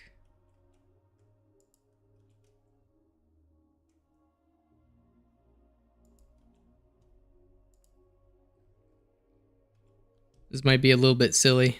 So yeah, let's go right here. Actually, let's do a little bit more of a close-up.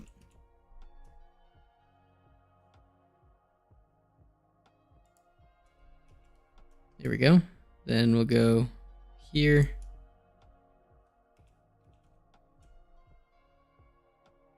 Our camera. This will be our first cut. What I like to do is let's make this linear. So our camera moves linearly. Then we're going to do a cut. Go out and over this way. Oh, we still have to animate the other dude. Ah, no.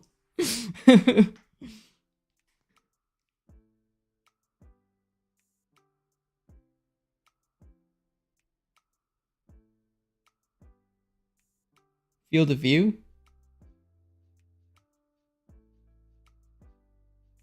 What do you mean, like... No, not depth of field, but field of view. Like, I can change my field of view, or my focal length, but... Could you explain? Do not use field of view. Yeah.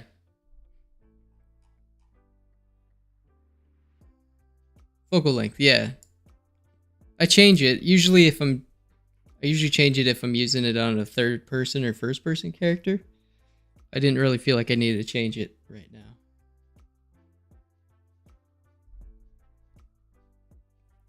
We might change it depending on some of the shots. And we can always edit it later, because it'll be...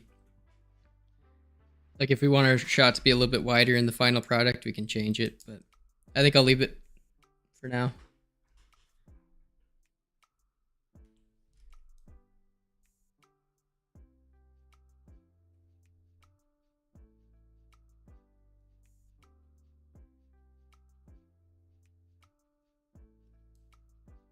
It's gonna be a fast cut, but I think I have an idea for it.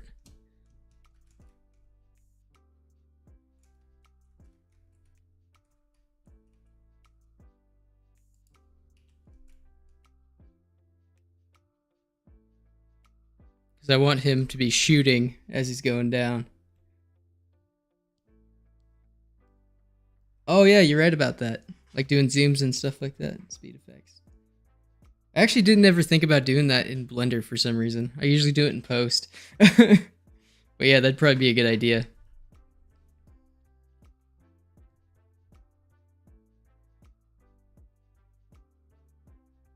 Yeah, I believe you can. Wait, let's see. If I go in here and click on my focal length.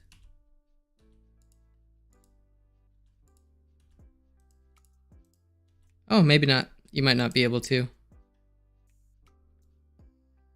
If I go to here.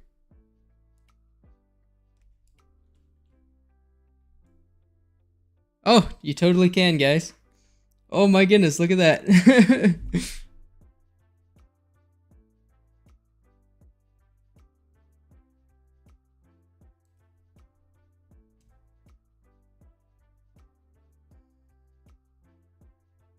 Matrix movie magic. Should we do a bullet time?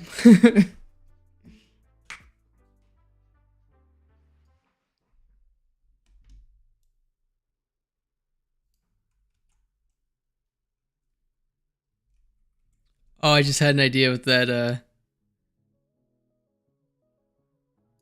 Okay, this just gave me an idea. I'm gonna take this. We got our cut here. Click on our armature. And this part right here, I want to... Actually, yeah, let's take all this and just move it over. So it's gonna be slow-mo. And then it'll go back to regular speed.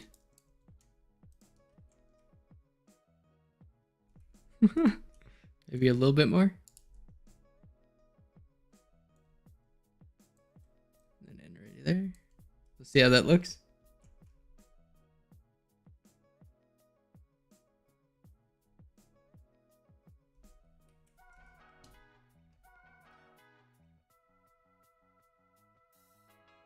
Yeah, but not FPS. See, this is what's super awesome about streaming, is the ideas that get to come in. Like, this is gonna look so awesome. So we'll have the slow-mo. In fact, I think I'll move his arm. His gun arm. Can I make it stay up? So right here. So it's pointing. so boom, boom.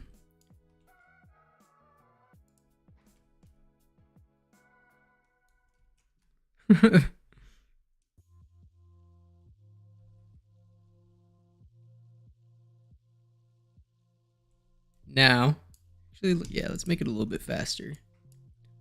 It lingers too long. There we go. Boom, boom. Lands, and then comes back. And now we're gonna animate the camera. Yeah, lights are keyable. That's like, yeah, you can make some cool light flickering effects. Yeah, dude, this is awesome. I'm loving this. It's good to have all you here.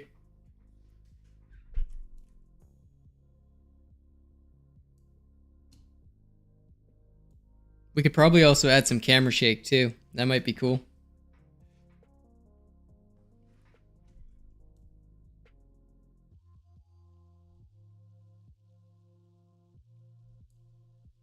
Let's grab our camera. So we'll go frame here.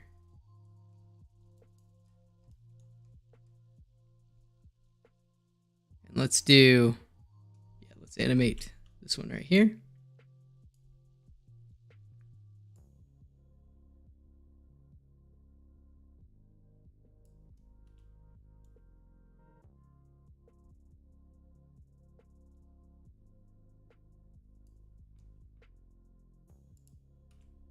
Oops, there we go. And then make it 25.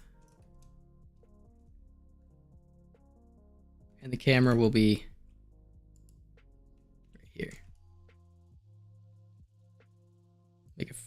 Make a hold on this one. Oops, I messed up something.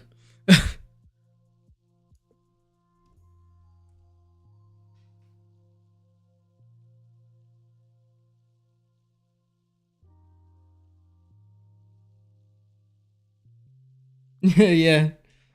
I love learning something new. I mean, it helps out so much.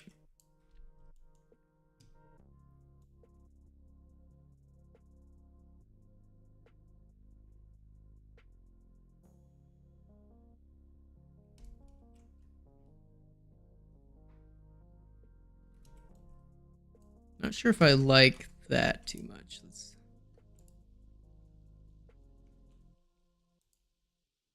clear keyframes. Yeah, let's try this again. I messed up on the field of view stuff. Okay,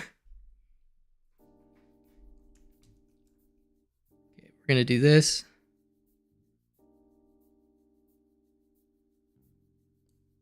Frame right here. Get our keyframe, move one frame over. This will be our zoom. Frame that. And then going out.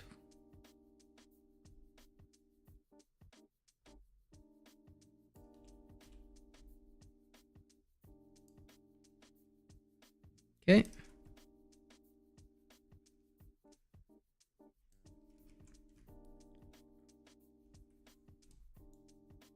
Maybe that's too fast though.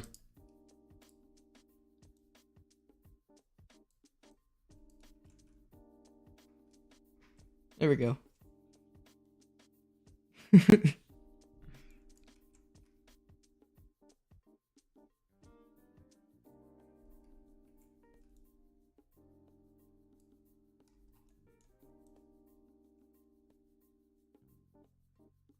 And then his hop up, I want him to land right here.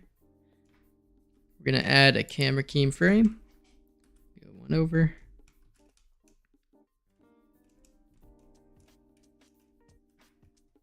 Oh, what am I running into here?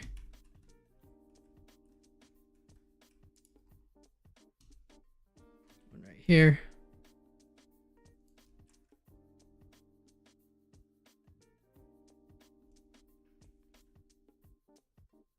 And I want this to keep on pulling.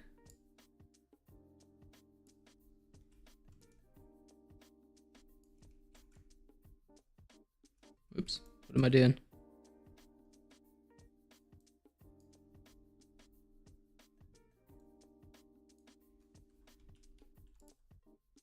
Oh, I'm messing everything up.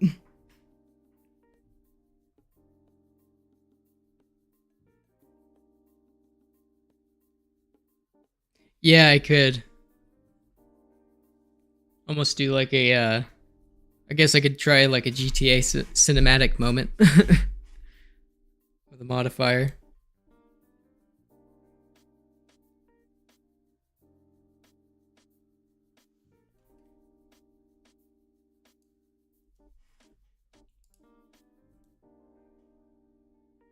There we go.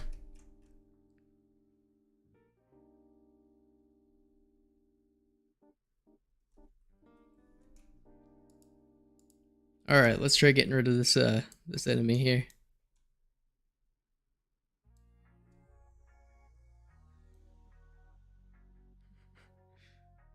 Jump. So I think our frame is going to start right here. So let's go into pose mode. Make him kind of surprised looking.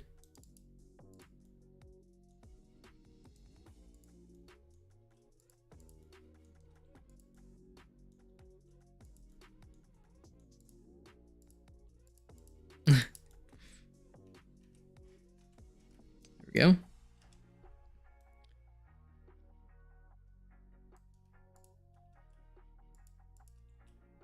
Looks like he's trying to catch him.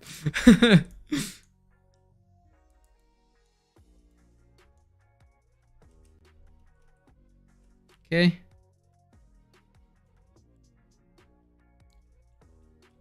And then we'll make it him flinch to the side like this.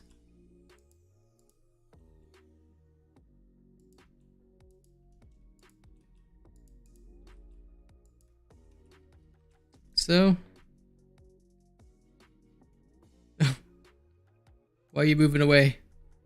Move back.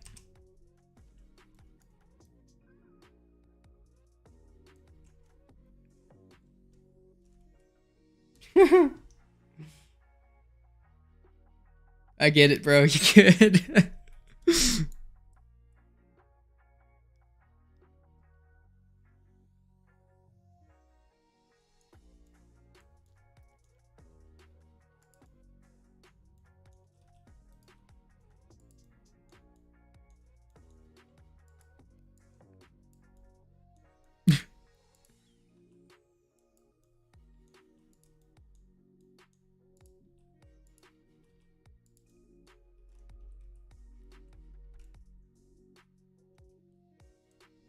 Well, the player has successfully defeated the Kool-Aid Man.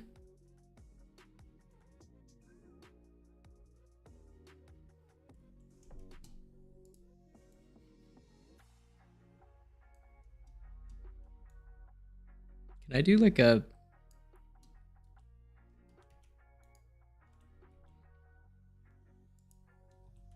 This might not work, but I kind of want to try it.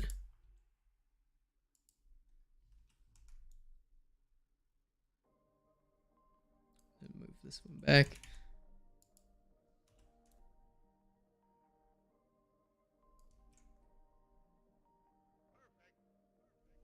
It always looks a little bit cheesy because it's not like a perfect half circle.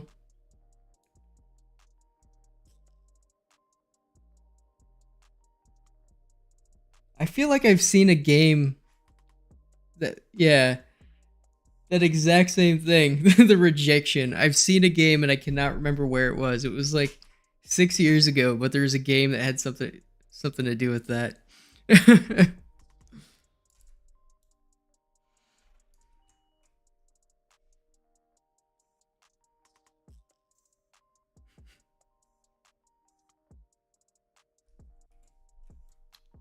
Now I got that straight up PS1 looking dolly zoom thing.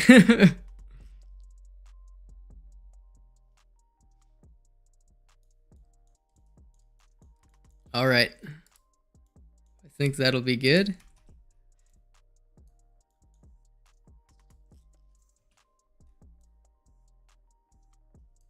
got a double frame. Messed it up.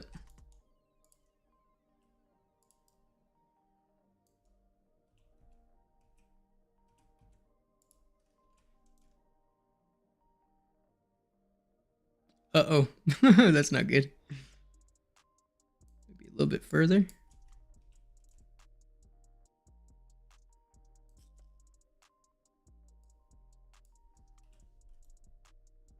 There we go. No, it's even worse. It looks like he's sliding down a slide now.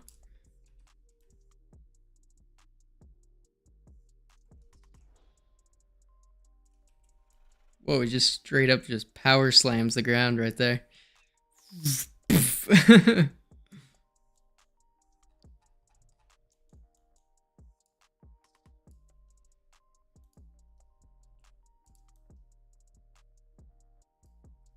See how that looks. So we had some dolly zoom stuff.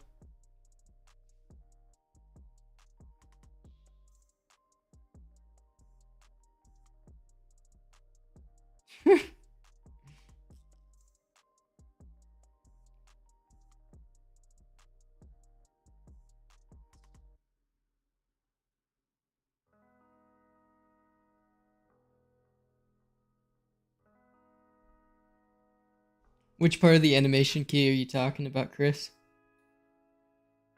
Like a boss.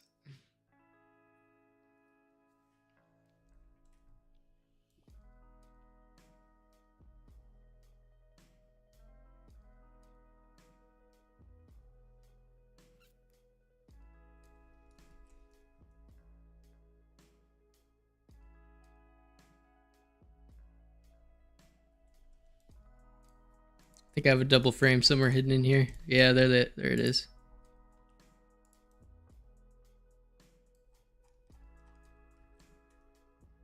Oops. That's way too far. It just slides down there. My guy's straight up just gliding.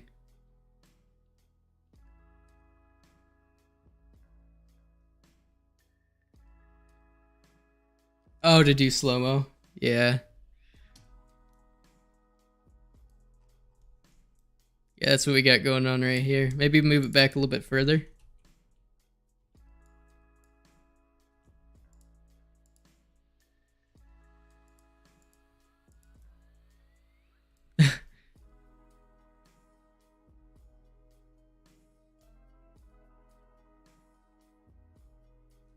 Oops. Now I gotta find my end key here.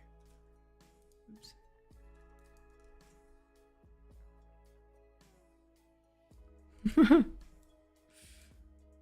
Okay, we're gonna do a couple of easing frames here, and then I think we'll get to the actual logic part of this.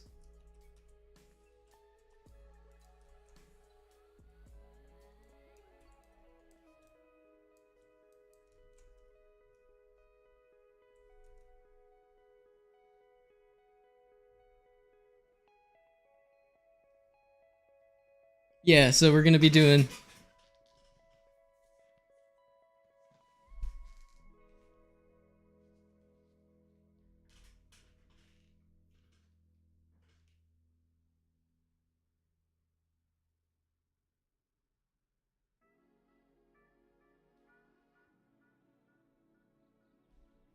so I'm doing animation, and then we're going to run the animation through the runtime.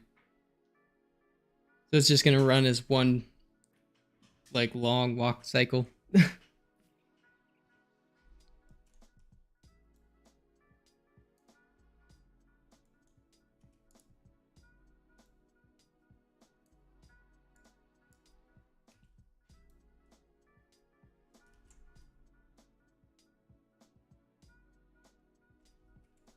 There we go. So this is going to be, how many frames? 678. So let's go cutscene underscore 678.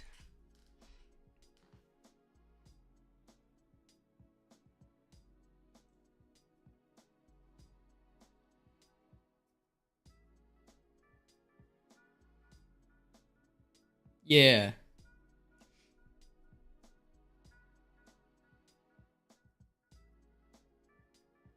Okay, so yeah, I'll show you. I'm gonna show you guys how we're gonna make this work really quick, since we are ready to go. So we're gonna start doing the logic side of things. So what we want to do is go find all of our animations and make sure to actually label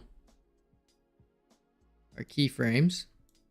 So we're gonna want to go 678 for this one too. Camera underscore cutscene and 678. Okay. And what am I getting for an error?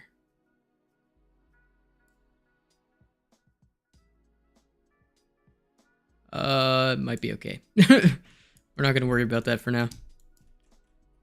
Okay, and then we got our enemy here that we need to rename. Enemy underscore 678 cutscene. Okay.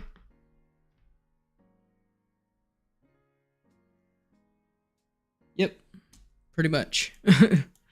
I just got to get all my stuff set up here to run it. All right, and we're good to go into game logic.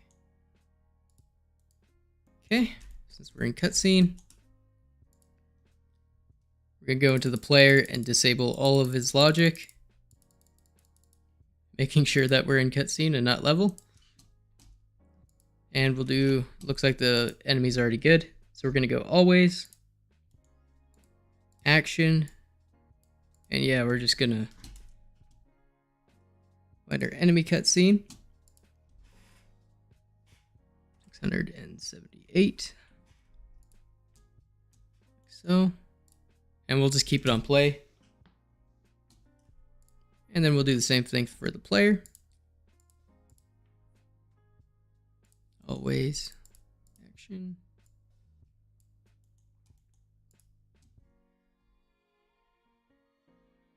And what did I call you?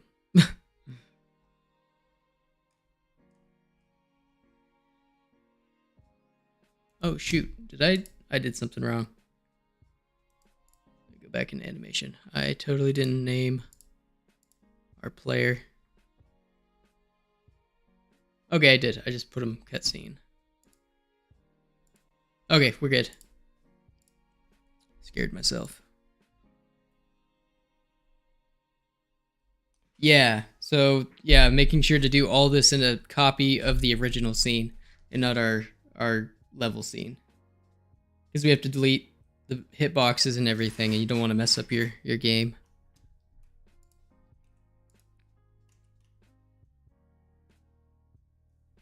So now we just grab our cutscene. 678. Play is fine, and then the same thing for the camera.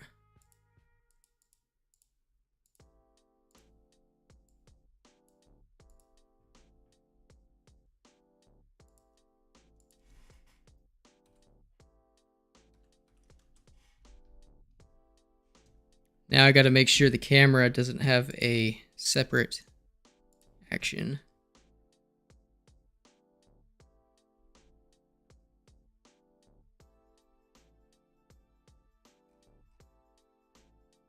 I don't know if the focal length is going to change. I'm going to have to figure out how that works. Okay, let's save our game and press play. So this is running in the game engine now.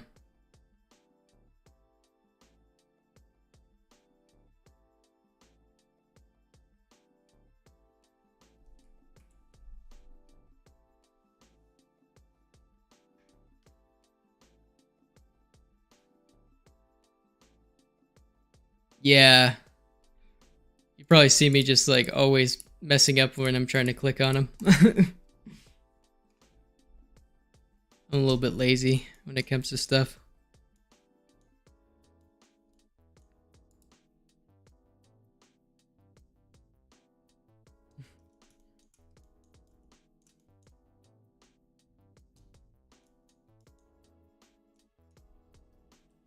Oh, we can still shoot during the cutscene.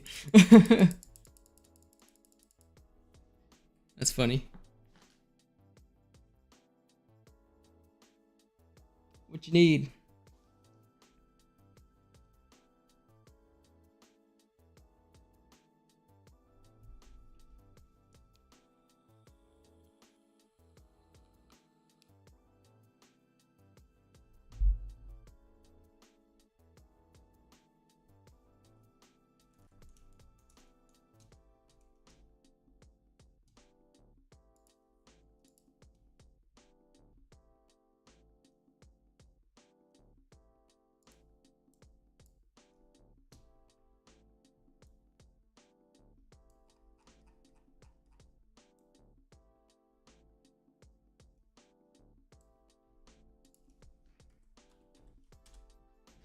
For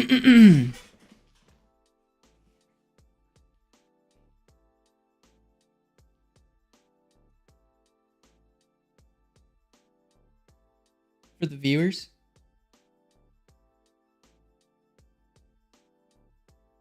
You could totally do a QTE, yeah, with the same system. All you'd have to do is leave the hitboxes and then do it that way. Animate your QTE and then... Yeah. I was just thinking about it when I saw that the shooting, like I could still click my mouse button and shoot. So yeah, it's totally possible. In fact, that might actually be fun to do as a standalone video. I might try making a tutorial on that. I'll make a little scene. That would be awesome.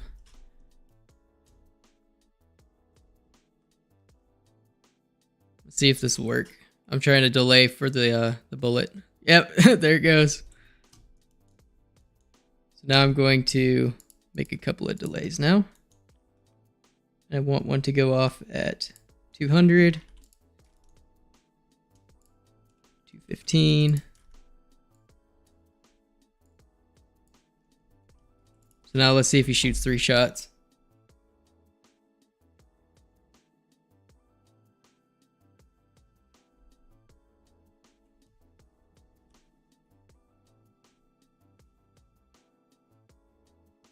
What you guys think of that?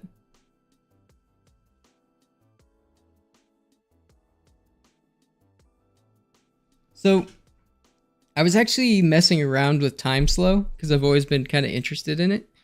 And I believe I found a way to do it in 0.3. I think there's a way to change the time scale in the EV version. As well as gravity, you can change gravity as well, real time in 0.3. Which is really cool. I was kind of thinking about doing a space game.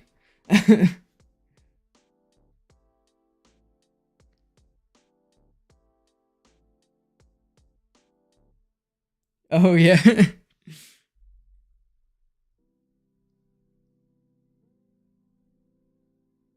Yeah. You know, it's funny. I was never really a fan of QTE games. Like, for some reason, they just never really did it for me.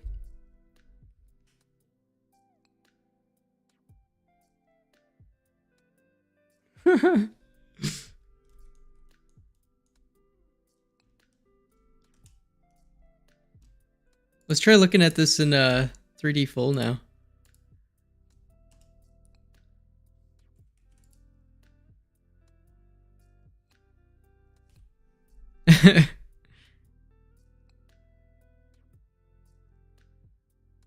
Now we got a straight up little cutscene for the start of our game.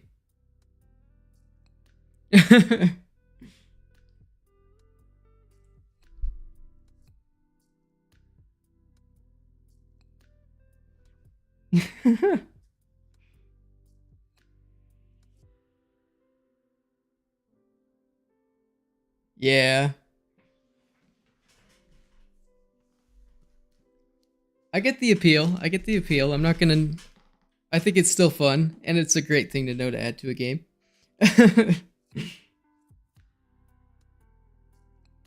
Thanks. Okay, yeah, it was actually really fun. This is my first, like, full cutscene I've ever made. I always known how to do it, but Uh, this is really awesome. And now we got to implement it into the game. So we're going to go into game logic here. And when we do main menu, what we're going to want to do is when we hit start game, we're just going to change this from level to cutscene and remove main scene. So that's going to be fine. So now if we press play and click start game, hey, we got our little Pac-Man guy.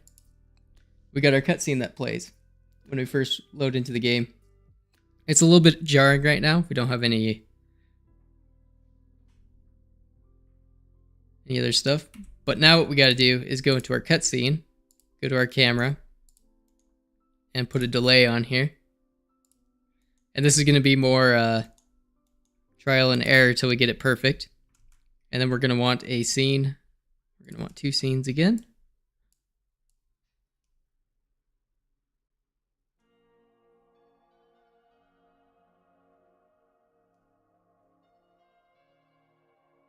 I'm missing so much in chat. Wait a second.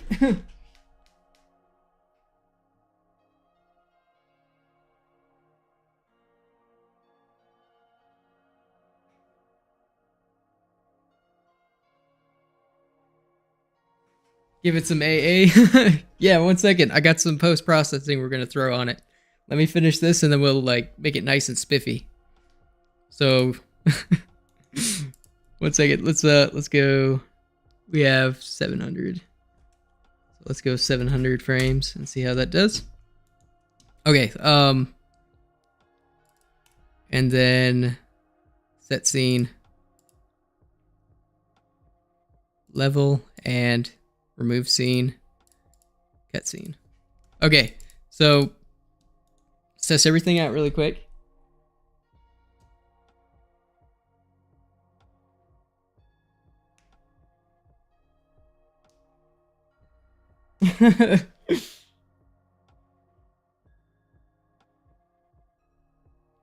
Yeah, I was thinking about this right before I started the stream. I knew exactly kind of what I wanted to try getting done for this stream.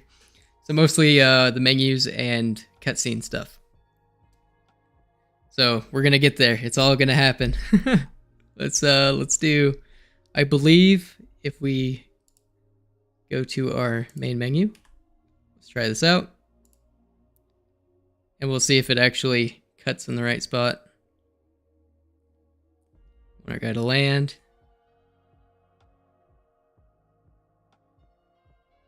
Hey, there we go. Now we're in the game.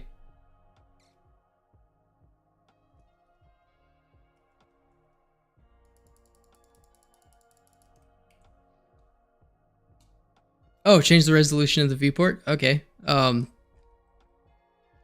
Here, we'll do a standalone player at the very end. For now, let's just go, let's make it full screen. Oops. Guys, I'm clicking on all the wrong stuff. There we go. How's that?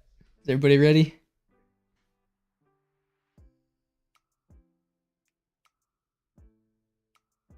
Yeah. Remember, you all helped with it. We all had it was all great ideas from you guys too. This was so much fun to work on. All right. Let's start the game. We got our little dude. Change the resolution. Wait a minute. So, what resolution? What's wrong? Is it the stream resolution or the game resolution?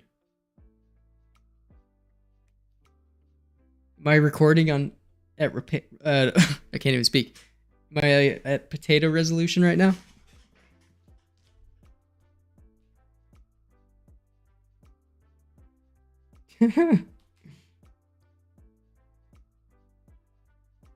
Yeah, it is Pac-Man's. I guess so. Here, guys, 1 second. I just want to make sure of something. Just checking. What's my resolution right now? Okay, stream is at 1080p. That's good.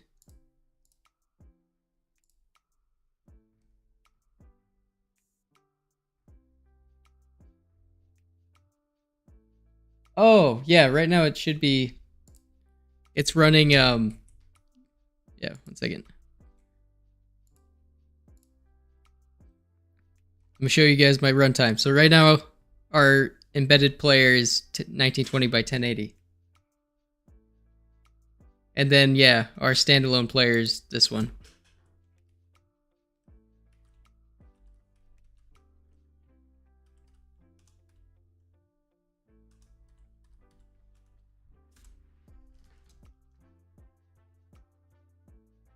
Okay, they're both 1920 by 1080 now. Are we good?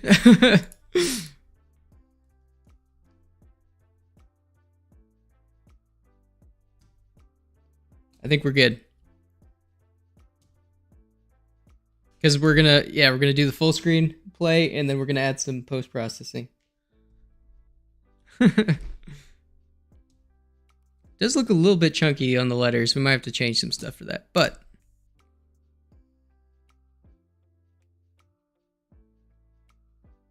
Oh, I see.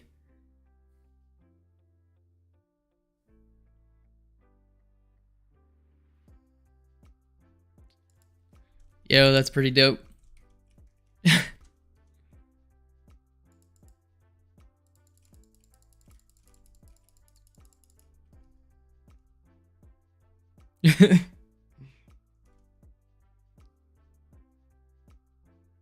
All right, we are... This is looking pretty sick.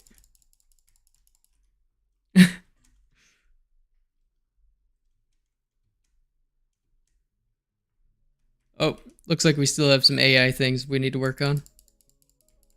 Hey, come here. There we go. I'm gonna die in my own game. Oh, there's another coin.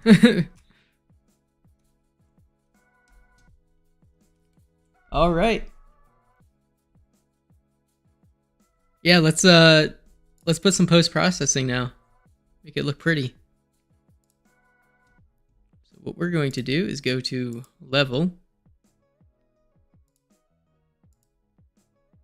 And we're on our camera. Okay, yeah, down here. And let's put on some, yeah, anti-aliasing. We'll do a little bit of bloom, see if it breaks it or not. And then glow color. Could do some HDR.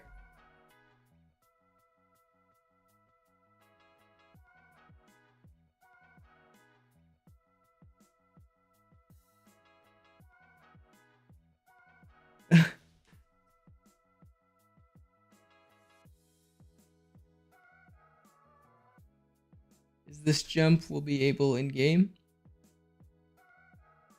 Like, can you jump in the game? Is that what you mean?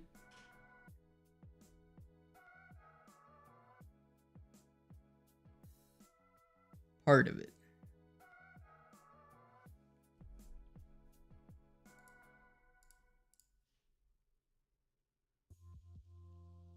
Turn the main sun down. Okay.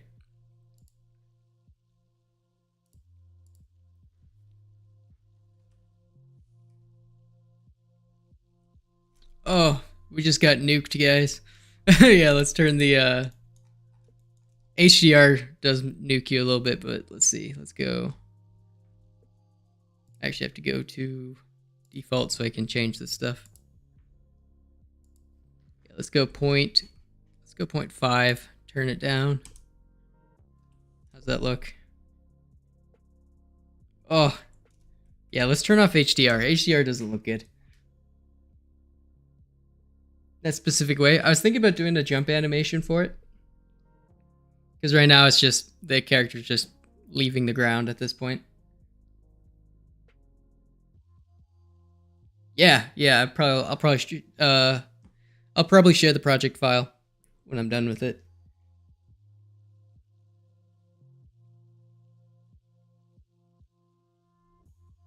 And yeah, we could do like some glowing bullets. Oh, nice.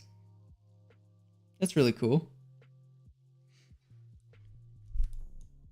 I know light theory, and that's about it.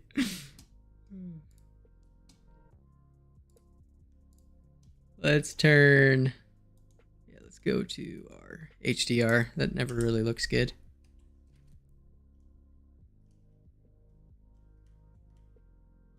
It's looking really fuzzy, and I think some of these. Yeah, let's turn. I think it might be the bloom. Let's turn that off and see what it looks like. Yeah, it was the bloom.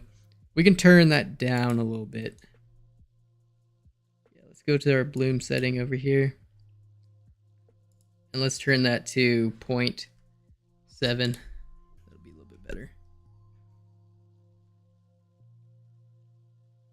Yeah, jump is super easy. Right now it's just this. It's pretty simple.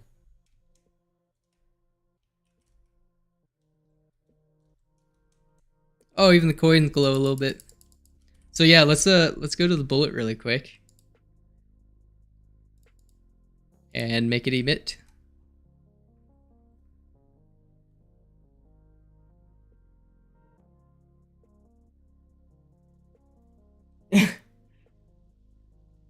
Yeah, I'm so glad that I'm okay.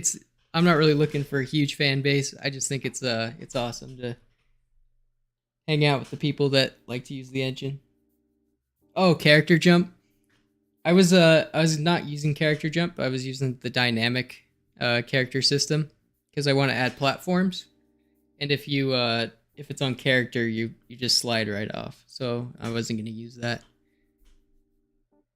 Not right now. Right now it's just using a collision and a force, collision and force to create the jump.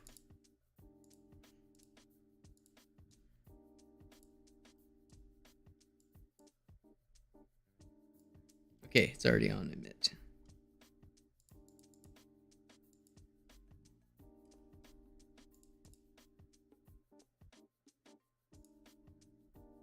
Okay.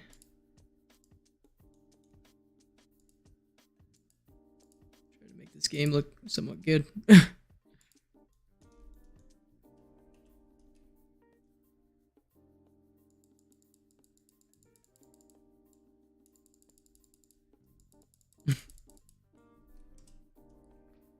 I need to do something that has contrast.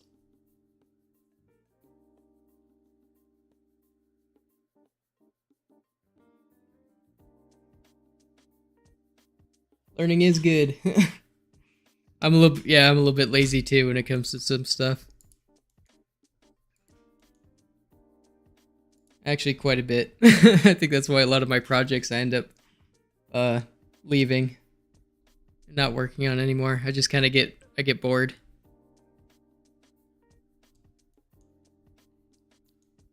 But this one's actually turning out pretty good. I think I actually want to finish it. Hey, how's it going? Welcome to the stream.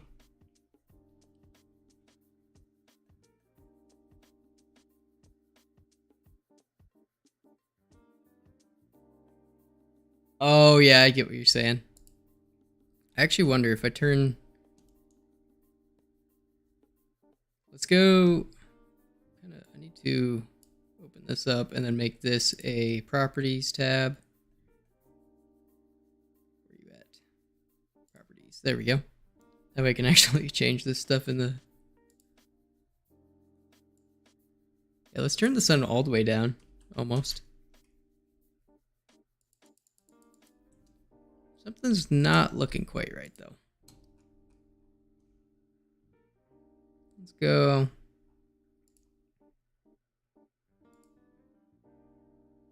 There we go. I want to add this on here really quick. Oh, that didn't work? There's a couple... So, something I have noticed about Range Engine is there's some post-processing stuff that doesn't work in it. Like, I just tried to do the, this one, the Retniks.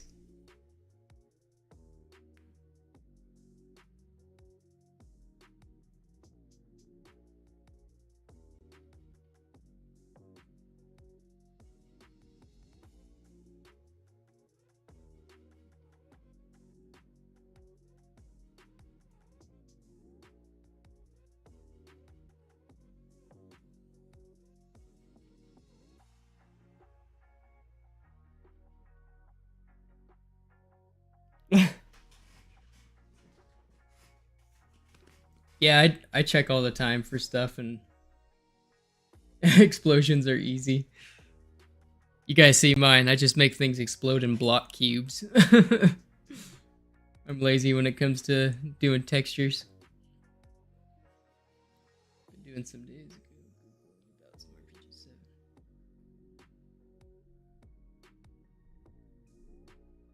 So you're trying to make like an RPG that shoots? Like or what?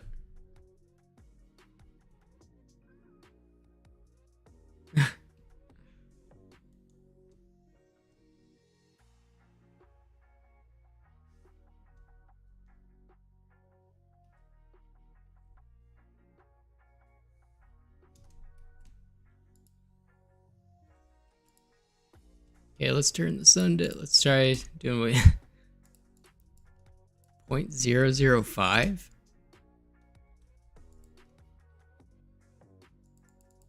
There's no sunlight. It's gone. Let's go 0.2. So we have our shadows, and then change the environment lighting. Turn that off for now. See what that does.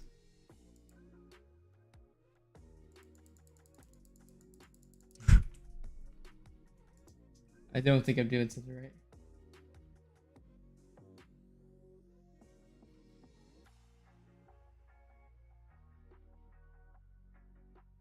Yeah, make it explode. Who needs ragdolls and stuff like that? Just make them explode.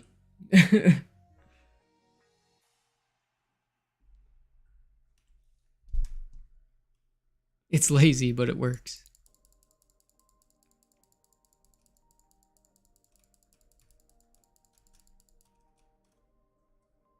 There we go. Got a little bit of glow on there now.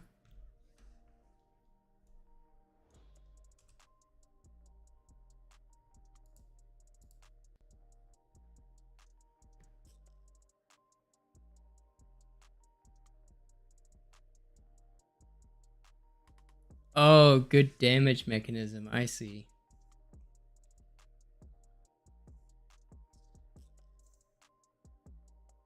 Because you could do, yeah, you know what? I think I have an idea for that I could do, and I could do in a shorter video. How's it going? Welcome to the stream. Let's see. What was I doing? Just totally lost my train of thought about what I was trying. E-lighting. What is e-lighting? Where's that at? I've never heard of that.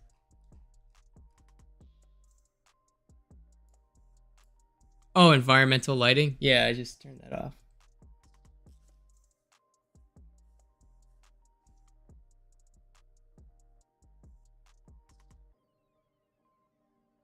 Oh yeah, make them with radar.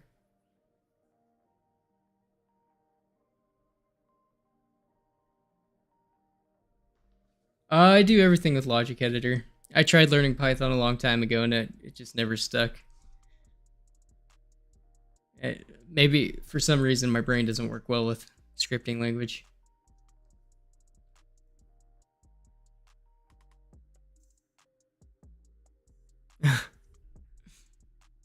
Y'all hate environmental lighting?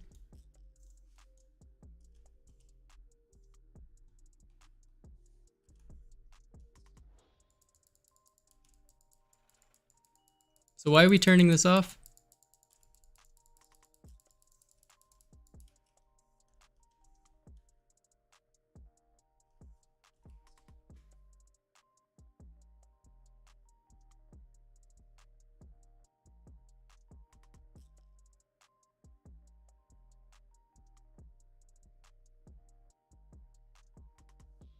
Oh, hey, yeah. I guess, what questions would I have? I've done quite, like, some work with range. Like, working on doing the engine stuff, but, what questions do I have? Oh, yeah. I did have a question about, because I saw the video that you guys had on, the GPU skinning. that I didn't quite understand, but it looked really cool. So I did have questions about that.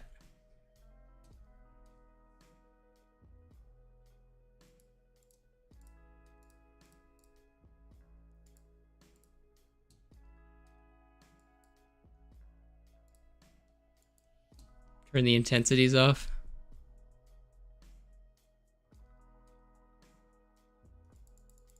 Lost the stream. Oh, 1 second. Did I go down? What happened? Wait a minute. Let me check. Did I lose Wi-Fi connection? Wait a minute. Let's see.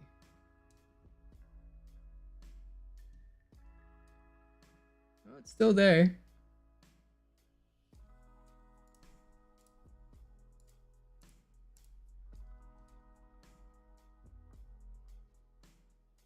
Oh no. Try refreshing.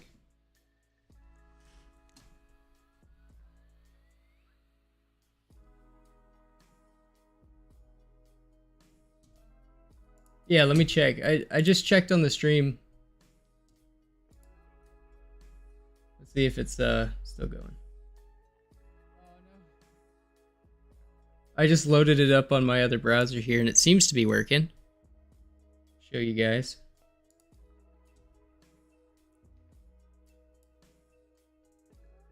Yeah, let me check. I just checked on the stream. Yeah, we're still going.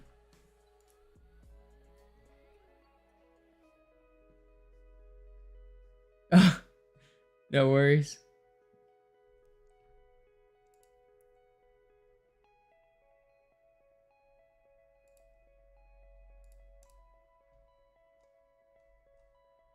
All right, I think. Let's just do that really quick. I think we'll work on the graphics and stuff on the next stream, anyways. We'll get that going. This has been a long stream. But for now, let's bask in the glory of a standalone player that I forgot to change the resolution on. Whoops. Let's fix that 1080p. 220, 1080.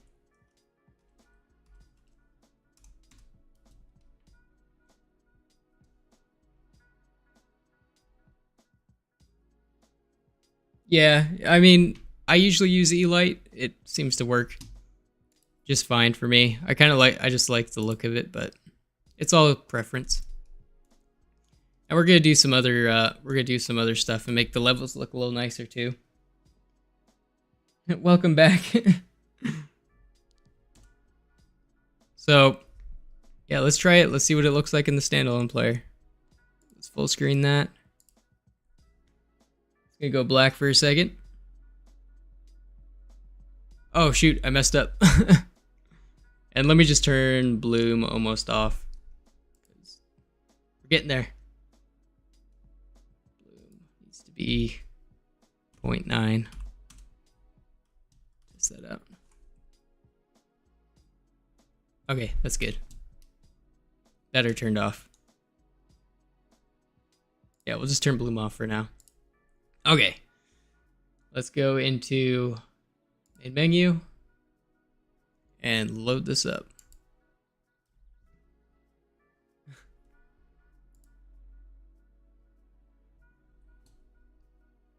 need full screen. Why does it keep changing on me?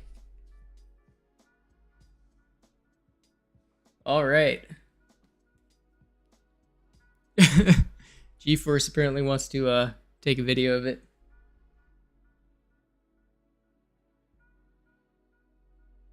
Oh, build the lighting up. I see what you're saying.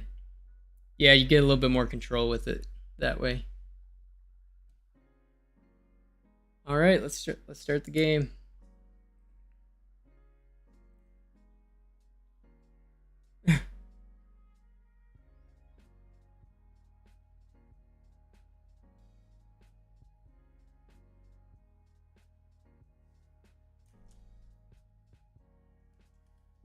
All right, we'll grab the potion in a second. Let's fight these guys.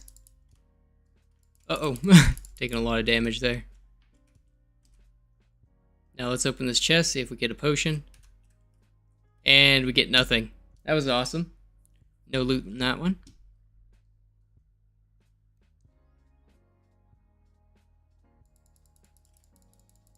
There we go.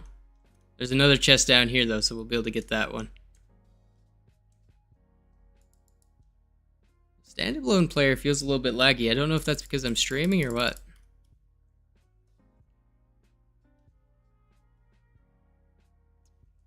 Something feels a little weird about it. See if I can get these guys to follow me. I got nothing out of that one either. What?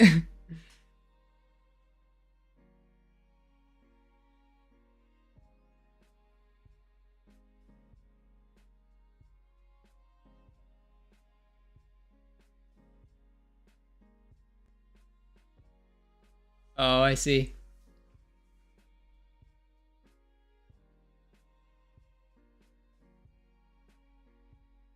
Yeah.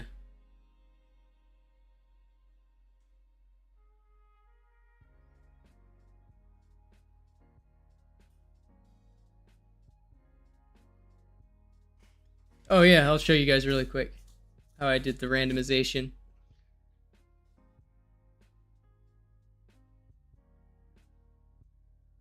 Oh yeah. Oh, that'd be awesome. It looks like a really cool system, GPU skinning.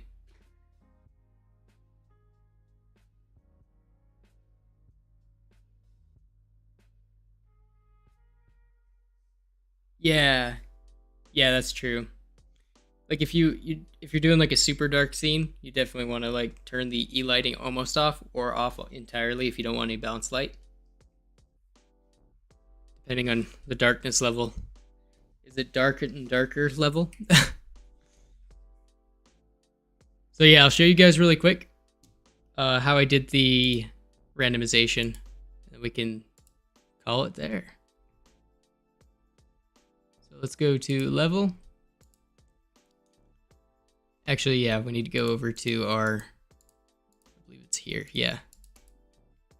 So this empty inside the chest is what's spawning our items.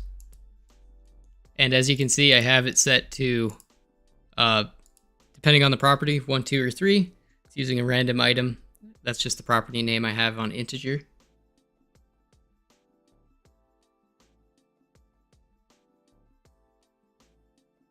Potion.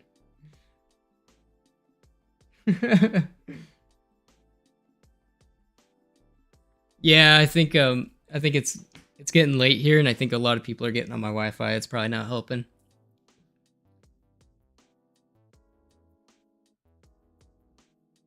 But it seems to be running fine on my other browser. I'm not sure what's going on.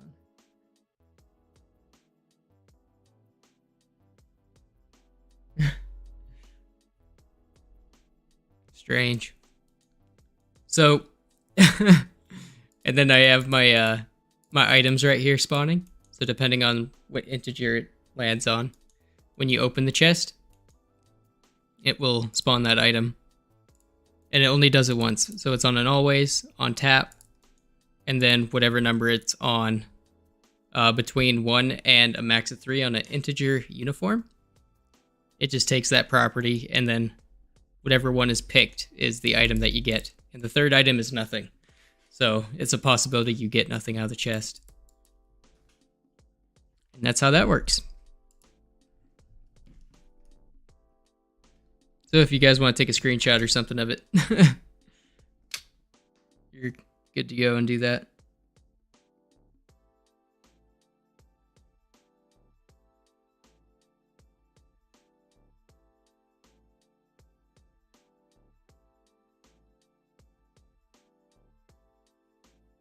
All right. I have no lags.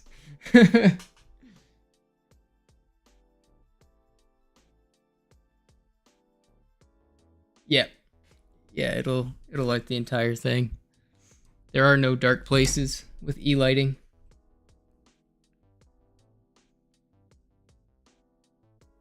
All right, so I think we're gonna call it there for today. It's getting pretty late for me, so I got to get going. It's awesome having you all here. Hopefully I'll be able to get another stream in a day or two. So we'll see. I'll see if I can't post a community post on my channel to let everybody know when I'm streaming. So thank you all so much for watching, and I'll see you in the next one.